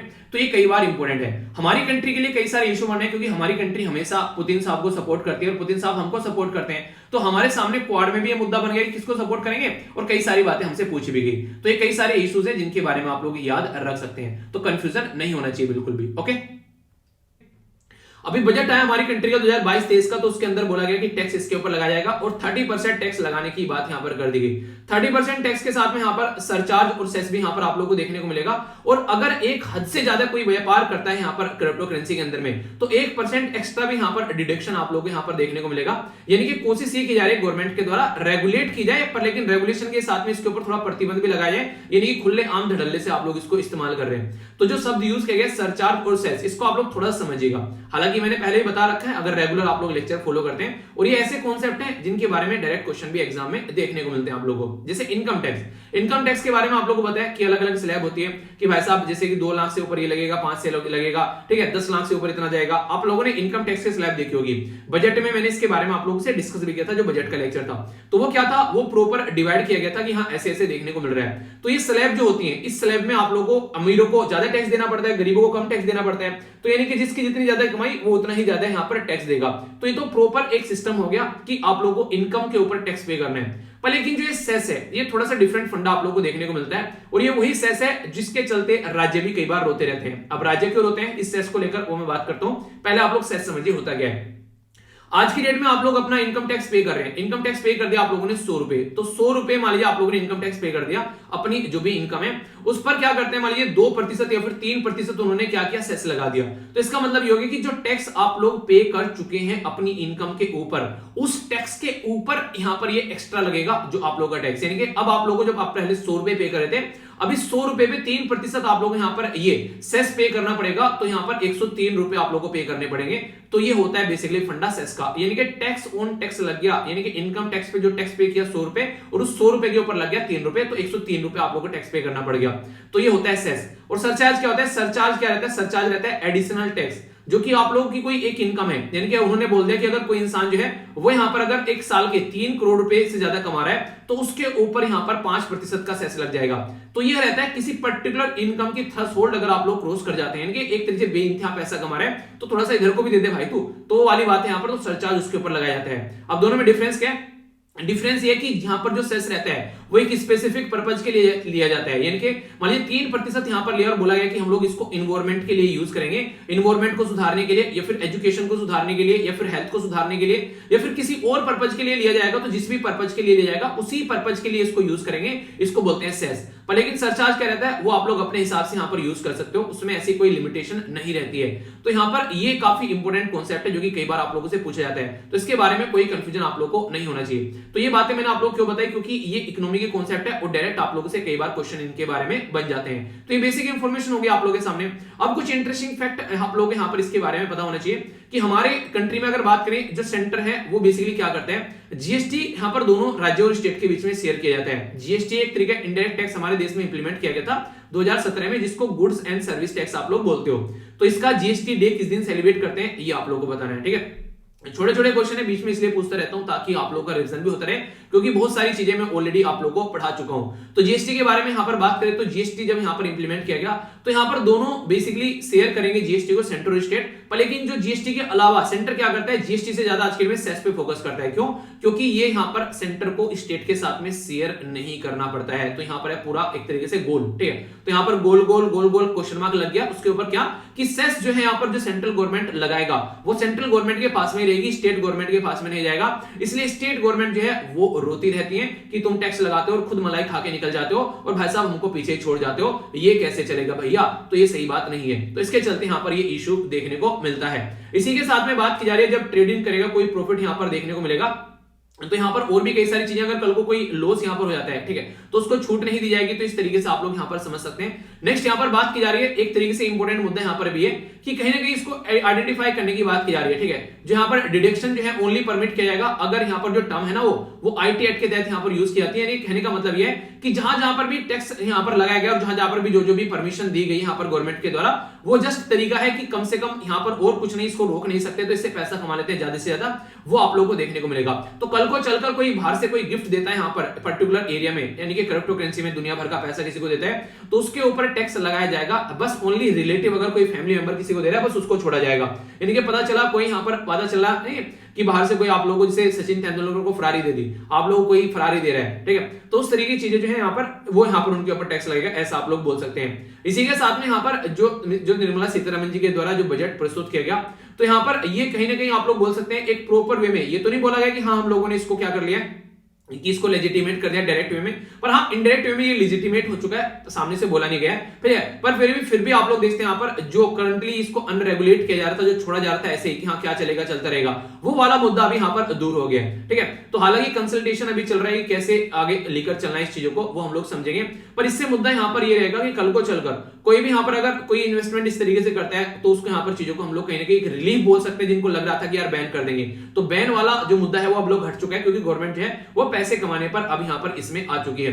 तो गवर्नमेंट जो है वो यहाँ पर बोला जा रहा है कि हालांकि आने वाले टाइम में और भी कई सारी चीजें आप लोगों को देखने को मिलेगी, तो still not considering the fully इसको लीजिट, यानी एक तरीके से फुल्ली लीगलाइज नहीं किया जा रहा है, पर हाँ टैक्स लगा दिया है। तो आने वाले टाइम में आराम से और ज्यादा अच्छे लेवल पर इसके ऊपर काम किया जा सकता है। हालांकि प्राइम मिनिस्टर मोदी साहब के द्वारा तो ये बातें भी बोली गई थी इंटरनेशनल लेवल पर जाकर भी कि क्रिप्टो करेंसी जो है वो सही तरीका नहीं है। एक तरीके से कई सारे मिसलीडिंग एड देखने को मिल रहे थे अभी क्रिप्टो करेंसी के बारे में। कई सारे प्लेयर, मुझे लग रहा है सर आयुष्मान खुराना और भी कई सारे प्लेयर जो है वो एड कर रहे थे कि इन्वेस्टमेंट करो और अच्छा खासा रिटर्न तुम यहां से पाओ, तो उसके चलते भी कई सारे इशू निकल कर आए।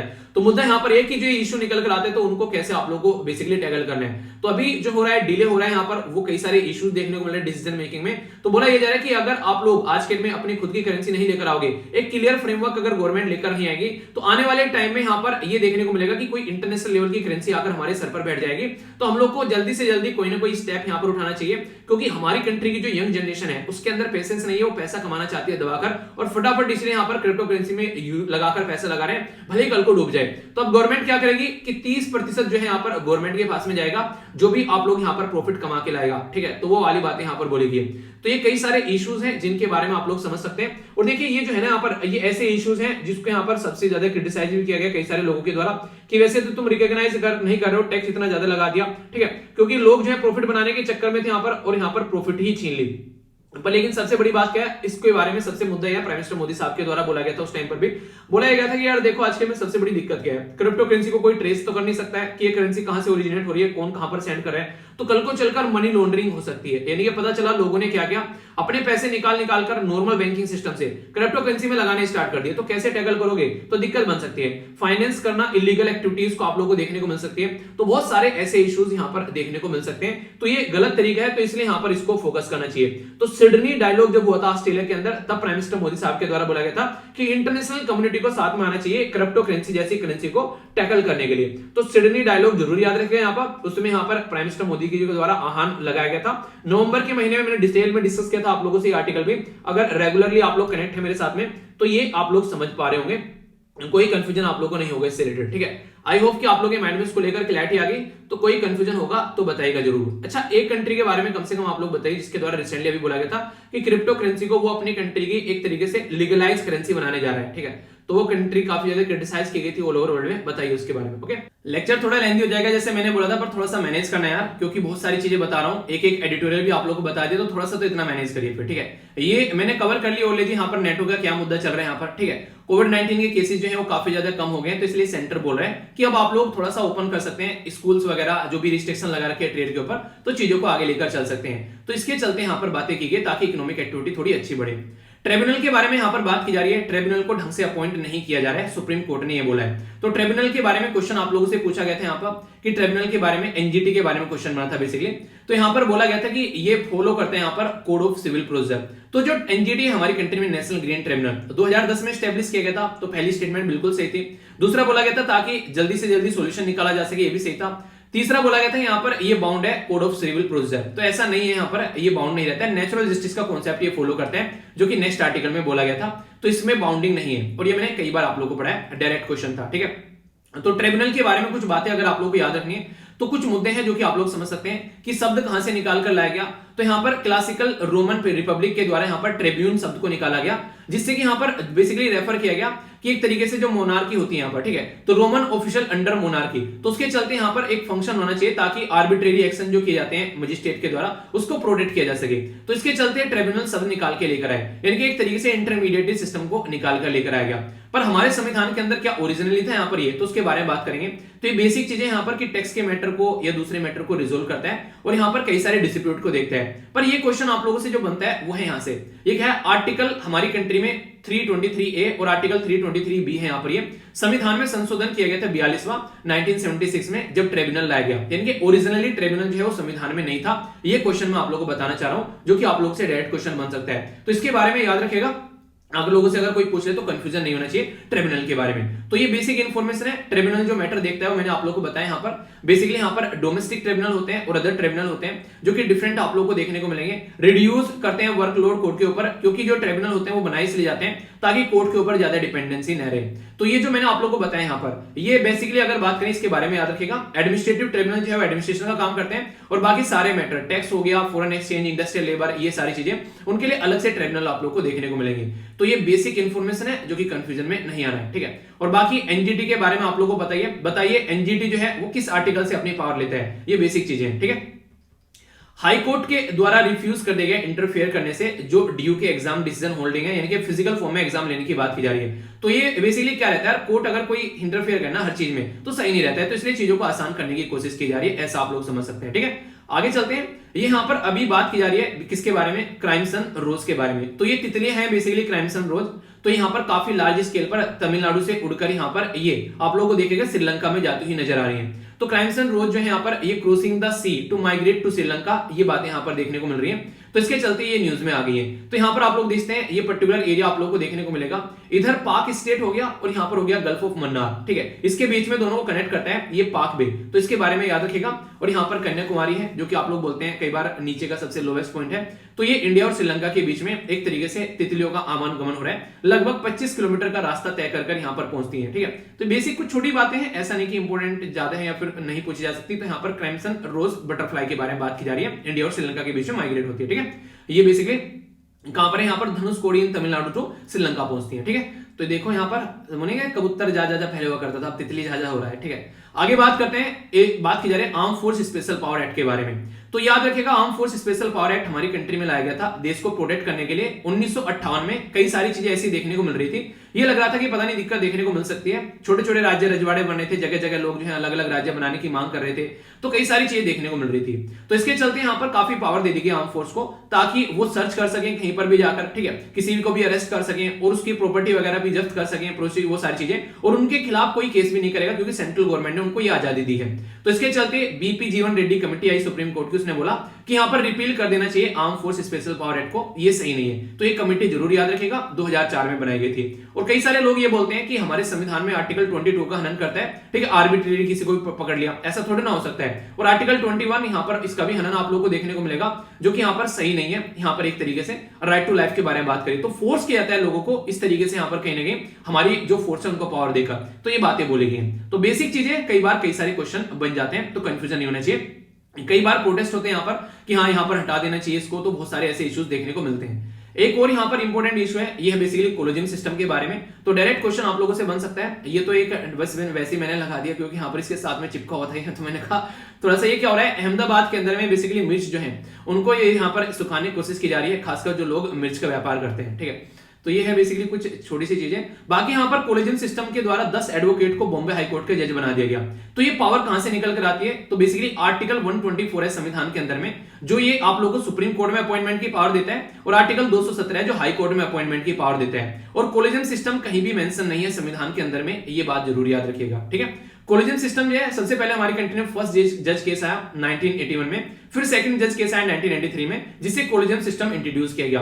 तो ये इंपॉर्टेंट क्वेश्चन बन सकता है। और थर्ड जज केस आया 1998 में, जिसमें यहां पर और पावर इसको इंक्रीज कर दी गई, और इसके चलते आर्टिकल 143 ये प्रेसिडेंट को भी आज के में एडवाइस देता है। मैंने बोला आर्टिकल 143 यानी कि जैसे बोलते हैं कि 143 एक तरीके से यहां पर आज के में ये एडवाइस देने का काम करेगा, यानी कि आई लव यू बोलेगा, जो basically president supreme court president को ऐसा बोलकर आप लोग याद रख सकते हैं, ठीक है। तो ये है इसके बारे में। तो 5 जज होते हैं, एक चीफ जस्टिस ऑफ इंडिया और 4 जज जो कि डिसाइड करते हैं चीजों को कैसे लेकर चलना है, ठीक है। तो बेसिक इंफॉर्मेशन है कोलेजियम सिस्टम के बारे में अगर कोई पूछे तो। यहां पर आप लोगों ने जल्लीकट्टू के बारे में बात की, तो वो तमिलनाडु वाले एरिया में सेलिब्रेट किया जाता है। आंध्र प्रदेश में ऐसे ही है यहाँ पर बुल रेस। तो ये जो बुल रेस है यहाँ पर इसको बोला गया कि ये जल्लीकट्टू जैसा नहीं है, इसको आप लोग चलने दें, ठीक है। तो यहाँ पर बेसिकली पसुवाला जो यहाँ पर पांडुगा ये फेस्टिवल सेलिब्रेट किया जाता है, तो उसमें यहाँ पर ये बुल रेस होती है, तो उसी के चलते यहाँ पर मुद्दा देखने को मिलता है। तो याद रखिएगा ऐसे कोई भी अधिकार को अगर आप लोग देखते हैं तो ये कल्चर और एजुकेशनल राइट के अंदर आर्टिकल 19, 29 और 30 के अंदर आते हैं। तो ये बेसिक इंफॉर्मेशन आप लोग याद रखिएगा, कंफ्यूजन नहीं होना चाहिए, ठीक है।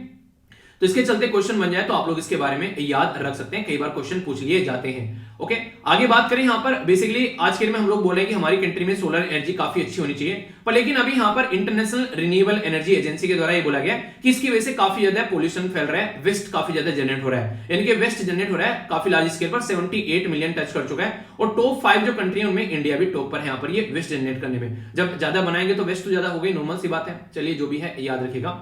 डिफेंस एक्सपो यहाँ पर हमारी कंट्री में गुजरात में होने वाला है और ये 12वें नंबर का है, गांधीनगर में होगा। इससे पहले यहाँ पर आप लोगों को देखने को मिला था लखनऊ के अंदर में होता, और इंडिया और जो अफ्रीका है उनका रिलेशन भी आगे बढ़ाने की कोशिश करते हैं। फायदा क्या रहता है, हम लोग अपनी चीजें दिखाते हैं क्या क्या हम लोग बना चुके हैं, और इससे हम लोग अपना एक्सपोर्ट भी बढ़ाते हैं। तो ये चीजें आप लोग को देखने को मिलेगी, तो बेसिक है इसके बारे में याद रख सकते हैं। बाकी जो बप्पी लहरी जी हमारे बीच में नहीं रहे, इनकी आत्मा को शांति मिले, काफी एक इंपॉर्टेंट पर्सनैलिटी थे। अगर बात करें ये काफी शानदार एक गायक आप लोग बोल सकते हैं। चलिए जो भी है आप क्या ही कर सकते हैं। डिप्रेशन जो है आज के डेट में दुनिया को लगभग काफी बीमार बना रहा है। ऐसा बोला जा रहा है यहाँ पर कि 5% लोग जो है दुनिया में वो आप लोगों को जो बेसिकली डिप्रेशन के शिकार हैं। तो कभी भी डिप्रेशन नहीं लेना है, लाइफ को एंजॉय करो, फालतू की चीजों में नहीं पड़ा करते, ठीक है। बाकी यहाँ पर चाइना जो है वो यहाँ पर क्वाड को और जो एयू के यूएस है इसको बोला ये गलत चीज है। कहीं ना कहीं चाइना चिढ़ रहा है यहाँ पर, क्योंकि चाइना को टैकल करने के लिए बनाया जा रहा है।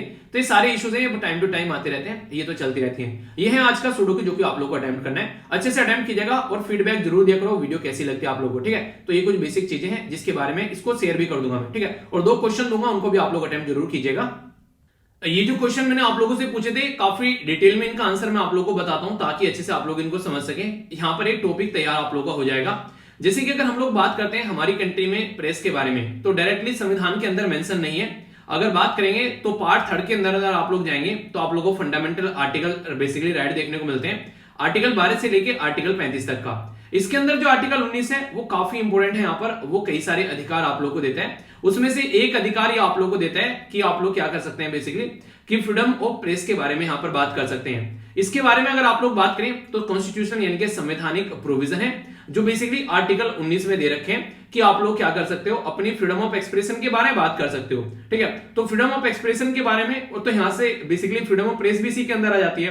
पर लेकिन ये सारे अधिकार जो हैं ये ऐसे नहीं है कि आप लोग इनको आजादी से यूज कर सकते हो, किसी के भी अधिकार का हनन आप लोग कर सकते हो, क्योंकि आर्टिकल 19 में जो 2 है उसके अंदर रिस्ट्रिक्शन भी दे रखी है।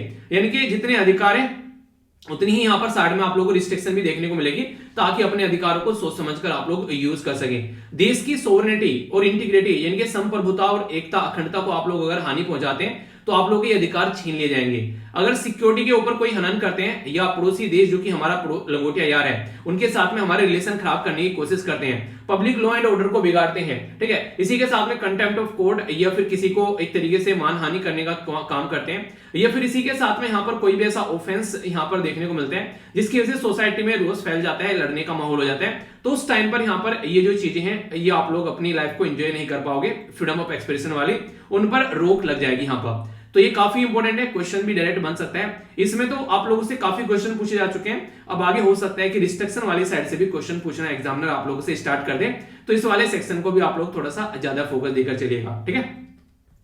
नेक्स्ट यहाँ पर मैंने आप लोगों से बात की, यहाँ पर बात की जा रही है सबसम वैली या फिर घाटी के बारे में। तो ये मैप बेस्ड क्वेश्चन था, तो इसको समझ लेते हैं कि लोकेटेड कहां पर है। अच्छे से आप लोग देखें यहाँ पर इस मैप को, ये काफी इंपॉर्टेंट मैप है, इससे पास्ट में भी कई सारे क्वेश्चन पूछे गए हैं और आगे भी पूछे जा सकते हैं। सबसे पहले तो पेंगोंग सो लेक के बारे में आप लोग याद रखिएगा। तो ये लेक जो है ये काफी बड़ा पोर्शन इसका आप लोग को इंडिया और चाइना के बॉर्डर पर आप लोग को नजर आएगा। हालांकि ज्यादातर ये जो लेक है अगर बात करें तो ये चाइना का द्वारा जो ऑक्युपाइड एरिया है जो कि एक्साई चीन आप लोग को देखने को मिलेगा, उसमें इसका काफी बड़ा पोर्शन आप लोग को नजर आता है। आखिर है तो हमारे ही पोर्शन। तो इंडिया और चाइना के बीच में जो बॉर्डर है उसको आप लोग क्या बोलते हैं, उसको बोलते हैं लाइन ऑफ एक्चुअल कंट्रोल। तो ये लाइन ऑफ एक्चुअल कंट्रोल जो है वो इंडिया और चाइना को डिवाइड करती है। और इसी के साथ में ये जो रीजन है पर्टिकुलर जो आप लोगों को यहाँ पर दिख रहा है जिसके बारे में क्वेश्चन पूछा था, ये है बेसिकली पाकिस्तान ऑक्युपाइड एरिया। और ये एरिया जो था 1963 में पाकिस्तान के द्वारा चाइना को गिफ्ट कर दिया गया था। क्यों? क्योंकि 1962 में चाइना इंडिया को हराकर एक वॉर जीता था, तो पाकिस्तान को लगा कि यार आज तक तो मैं इंडिया को हरा पाया नहीं हूं, अब चाइना के भारत सहारे से हो सकता है मैं इंडिया को हरा दूं, पहले चाइना को कुछ गिफ्ट वगैरह दे देते हैं। तो उसने चाइना को गिफ्ट दिया, पर लेकिन उसके ये मंसूबे काम नहीं आ पाए। 1965 में पाकिस्तान के साथ में इंडिया की जो लड़ाई हुई उसमें उसने मुंह की खाई, ठीक है। तो वो चीजें देखने को मिलेगी। तो यहाँ पर जो सक्सम जो वैली घाटी है यहाँ पर ये इसी रीजन का पार्ट है यहाँ पर, ठीक है। तो आंसर क्या हो गया यहाँ पर, आंसर आप लोगों के सामने सी हो गया। सी का मतलब क्या है, वेस्ट ऑफ अक्साई चीन, यानी कि जो अक्साई चीन हो गया यहाँ पर ये वाला रीजन, ठीक है। तो इसके वेस्ट में आप लोगों को यहाँ पर ये घाटी देखने को मिलेगी। और इसी के पास में यहाँ पर आप लोगों को सियाचिन ग्लेशियर भी है जो कि आप लोगों से क्वेश्चन भी पूछा गया था पहले प्रीलिम्स में। तो मैप बेस्ड क्वेश्चन अगर पूछा जाए तो कंफ्यूज मत हो जाना कि कहां से आ गया क्वेश्चन, क्योंकि इतना ज्यादा न्यूज में आ रही रहता है मैप वाला एरिया, तो क्वेश्चन बनना कोई बड़ी बात नहीं है, बड़ी ही आसानी से क्वेश्चन आप लोग के बन जाते हैं। इसलिए डिटेल में इसके बारे में माइंड में क्लैरिटी रखिएगा, ठीक है।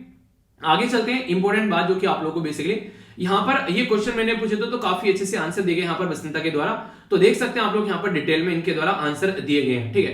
तो यहाँ पर अगर बात करें तो आज की डेट में कई सारे जो बेसिकली मैंने बोला था ना लड़कियां आंसर देती हैं, लड़के आंसर नहीं दे रहे हैं, तो बहुत सारे लड़कों ने पार्टिसिपेट करना स्टार्ट किया है। अच्छा लगता है यार, इस तरीके से सारा पूरा परिवार पूरा क्लास पार्टिसिपेट करता है, यही तो चाहिए कि सब पार्टिसिपेट करें। अब क्वेश्चन पूछता हूं तो आप लोगों से ही तो पूछता हूं, अगर वही आंसर बता दूंगा तो क्या मतलब है, आप लोगों के पार्टिसिपेट करने का कोई मतलब नहीं बनता है। तो इसलिए अच्छे से पार्टिसिपेट किया करो, ठीक है। तो यहाँ पर जो बात की जा रही है ये काफी इंपॉर्टेंट है, इसे ध्यान से सुनिएगा थोड़ा।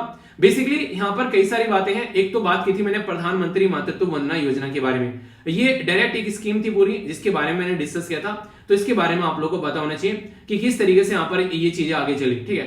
तो बात करें तो यहाँ पर बेसिकली पहले जो हमारी कंट्री में इंदिरा गांधी मातृत्व सहयोग योजना हुआ करती थी, जो कि यहाँ पर ये काम किया करती थी, पर लेकिन आगे चलकर इसका नाम चेंज किया गया 2017 में, ठीक है। लॉन्च की गई थी यहाँ पर ये 2010 में, और ministry of women and child development जो है वो इसको इंप्लीमेंट करती है। और ये सेंट्रल स्पॉन्सर्ड स्कीम आप लोगों को देखने को मिलेगी, जो कि आप लोगों से यहाँ पर डायरेक्ट क्वेश्चन पूछा जा सकता है, ठीक है। इसी के साथ में यहाँ पर बात करते हैं जो यहाँ पर टेबल टेनिस प्लेयर जिनकी पिक्चर मैंने दिखाई थी, उनका नाम था मनिका बत्रा, डिस्कस किया था मैंने आप लोगों से। रजिस्ट्रार जनरल ऑफ इंडिया, इनका नाम है विवेक जोशी, इनका नाम आप लोग याद रखते हैं। हमारी कंट्री में जब इमरजेंसी लगी थी उस टाइम पर फिर बाद में जो गवर्नमेंट चुनकर आई वो मोरारजी देसाई जी थे, वो प्राइम मिनिस्टर बने देश के। और जो प्रधानमंत्री मातृत्व वंदना योजना है वो वुमेन एंड चाइल्ड डेवलपमेंट जो मिनिस्ट्री है स्मृति ईरानी वो इसको इंप्लीमेंट करते हैं, ठीक है। तो ये बेसिक बातें हैं जो आप लोग याद रख सकते हैं, और बाकी इनके आंसर मैंने कल ही आप लोगों से डिस्कस कर लिए थे, तो कोई कंफ्यूजन आप लोग को नहीं होना चाहिए। आज की जो वोकैबुलरी है वो काफी इंपॉर्टेंट है। एक पर्टिकुलर टर्म भी मैं आप लोगों को यहाँ पर बताने वाला हूं जो यहाँ पर लिखा हुआ है कैपेक्स, ठीक है। तो कैपेक्स क्या होता है, इसको कैपिटल एक्सपेंडिचर बोलते हैं। तो दो शब्द मैं आप लोगों को यहाँ पर नए बताने वाला हूं, एक है कैपिटल एक्सपेंडिचर जिसको कैपेक्स बोलते हैं, और दूसरा एक और यहाँ पर आप लोगों को देखने को मिलेगा जिसको यहाँ पर ओपेक्स बोलते हैं। ओपेक्स का क्या मतलब है और कैपेक्स का क्या मतलब है, तो ये आप लोगों को कंफ्यूजन नहीं होना चाहिए, ठीक है। कई बार ऐसी छोटी छोटी चीजें जो है आप लोगों से पूछ ली जाती है, कोई डिस्कशन में बातें कर लेता है। तो कैपिटल जो एक्सपेंडिचर है यहाँ पर ये एक तरीका फंड होता है, कोई कंपनी जो है कुछ नई चीजें एक्वायर करे, ठीक है, कुछ अपग्रेड करे, कुछ अपनी यानी एक तरीके से फिजिकल एसेट बढ़ाए, जैसे कि प्रॉपर्टी हो गया, प्लांट हो गया, बिल्डिंग हो गया, टेक्नोलॉजी हो गया, इक्विपमेंट हो गया। आसान शब्दों में बताता हूं, आज की डेट में अगर कुछ आप लोग ऐसा सामान खरीद कर लेकर आते हैं जिससे आप लोग आगे पैसे बना सकते हैं, जैसे मैंने कई बार उदाहरण दिया है, आप लोग लैपटॉप खरीद कर लेकर आते हैं पर्सनल यूज के लिए, तो वो बेसिकली कैपिटल एक्सपेंडिचर नहीं हुआ। पर हाँ, अगर आप लोग उस लैपटॉप का यूज कर साइबर कैफे बैठ जाते हैं खोलकर और उससे पैसा कमाने स्टार्ट कर देते हैं, तो वो आप लोग का कैपिटल एक्सपेंडिचर हो गया, ठीक है। इसीलिए इंसान को ह्यूमन कैपिटल बोल देते हैं। क्यों? क्योंकि इंसान जो है जब यहाँ पर ह्यूमन कैपिटल बनता है, इसका मतलब उसको अच्छी एजुकेशन मिली, उसकी अच्छी हेल्थ है, अब वो यहाँ पर पैसे कमाने के लिए तैयार हो गया है, तो इंसान को ह्यूमन कैपिटल शब्द यूज कर लिया है। तो कैपेक्स जो है यहाँ पर एक तरीके से आप लोग इस तरीके से यूज कर सकते हैं। कई बार जो कंपनी है वो नए इन्वेस्टमेंट करती है नए प्रोजेक्ट में, ताकि यहाँ पर आगे पैसा कमाया जा सके, ठीक है। तो ये हो गया यहाँ पर कैपेक्स, जिसको कैपिटल एक्सपेंडिचर बोलते हैं। एक शब्द यहाँ पर यूज किया गया ऑपरेटिंग एक्सपेंस, ठीक है। ये क्या होता है यहाँ पर बेसिकली इसको ओपेक्स बोलते हैं। मतलब क्या है, मतलब यहाँ पर ये कि एक तरीके से डे बाय डे के जो यहाँ पर बिजनेस होते हैं उसको मेंटेन रखने के लिए, सप्लाई सब्सक्रिप्शन सर्विस को कंटिन्यू रखने के लिए जो भी यहाँ पर खर्चा निकल कर आता है उसको ओपेक्स बोलते हैं। तो कैपेक्स और यहाँ पर ओपेक्स में डिफरेंस आप लोगों को बता दिया। यहाँ पर एक तरीके से एक वोकैबुलरी के अंदर से दो डेफिनेशन भी निकाल दी, तो कंफ्यूजन आप लोग को नहीं होना चाहिए। नेक्स्ट जो इंपोर्टेंट वर्ड है आप लोगों के सामने ये है स्टम्बलिंग। इसका मतलब होता है ठोकर, ठीक है। एक तरीके से कोई चूज कहीं आप लोगों ने देखा हो कई बार, कई सारी बैलेंस लूज हो जाना, कहीं पर ठोकर लग जाना, ठीक है। तो उस तरीके से, ठीक है। तो एक तरीके से यहाँ पर स्टम्बलिंग बेसिकली बोल देते हैं कि स्टम्बल हो गया, कई बार आप लोगों ने सुना होगा, बैलेंस लूज कर देना है फिर, ठीक है। नेक्स्ट यहाँ पर आप लोगों को देखने को मिलेगा एबिंग, यानी कि यहाँ पर बात की जा रही है क्षीण हो जाना, यानी कि ग्रेजुअली डिक्रीज हो जाना, ठीक है। तो इसको एबिंग बोलते हैं, ठीक है। स्पोर का मतलब होता है एक तरीके से प्रेरणा, ठीक है। कोई भी चीज जैसे एनक्रीज करे, जैसे कि जब आप लोग आंसर देते हो तो मुझे प्रेरणा मिलती है और जोश में मेरा पढ़ाने का मन करता है, ठीक है, और ज्यादा लंबी वीडियो बनाने का मन करता है। हालांकि कई सारे जो है रोने लगते हैं इसको देखकर, ऐसा मत किया करो यार, एंजॉय किया करो। एग्जाम पास में आ रहा है तो थोड़ा सा एक्स्ट्रा इन्फॉर्मेशन डालने लगा हूं तो उससे आप लोग परेशान क्यों हो रहे हो, उसको तो एंजॉय करना चाहिए आप लोगों को, ठीक है। इसी के साथ में जो नेक्स्ट आप लोगों के सामने यहाँ पर ये जो स्पोर के बारे में बात की, तो यहाँ पर एनक्रीज करना, ठीक है। तो एक तरीके से समझ सकते हैं। इसी के साथ में बात की जाए यहाँ पर एक पर्टिकुलर वो टर्म है जो कि आप लोगों को पता होनी चाहिए। पहले वाली जितनी प्रेरणा देने वाली है उतना ही ये थोड़ा सा फीका आप लोगों को देखने को मिलेगा, इसको बोलते हैं इंसिपिड, ठीक है। तो यहाँ पर बेसिकली एक तरीके से फीका यानी कि लैक ऑफ फ्लेवर, ठीक है, वीक या फिर टेस्टलेस, तो ये शब्द आप लोग यूज कर सकते हैं वहां पर, ठीक है। तो ये 5 शब्द नए ऐड कर दिए, 5 क्या 6 शब्द हो गए, एक अलग से डेफिनेशन हो गई। तो आई होप कि कुछ नया आप लोग को जरूर सीखने को मिला होगा। देखिए अगर कुछ नया सीखने को मिलता है तो फीडबैक जरूर दिया करो, और थम्स अप देकर भी आप लोग बता सकते हैं वीडियो को कि हाँ कैसी लगी आप लोग को ये वीडियो। तो इससे जो है वीडियो को एक सही डायरेक्शन मिलती है और मुझे फीडबैक मिलता है। बाकी 10 में से कितने मार्क्स आप लोग दोगे तो 1 सेकंड लगेगी, ये काम जरूर किया करो। और पीडीएफ टेलीग्राम से जाकर डाउनलोड करें ना, सब कुछ फ्री ऑफ कॉस्ट मिल जाता है आप लोगों को। सारी चीजें डाउनलोड करिए और अच्छे से एंजॉय कीजिए, अपना रिवीजन करिए। आसपास सफाई रखिए, पानी और पेड़ पौधों को सेव कीजिए, पॉलिथीन और प्लास्टिक बैग वगैरह बिल्कुल यूज नहीं करना है। तो नेक्स्ट लेक्चर मिलता हूं, तब तक अपना ध्यान रखिए। बड़ों को नमस्ते, छोटों को प्यार, छोटी सी लाइफ एंजॉय करा। मिलता हूं नेक्स्ट लेक्चर में, तब तक के लिए जय हिंद।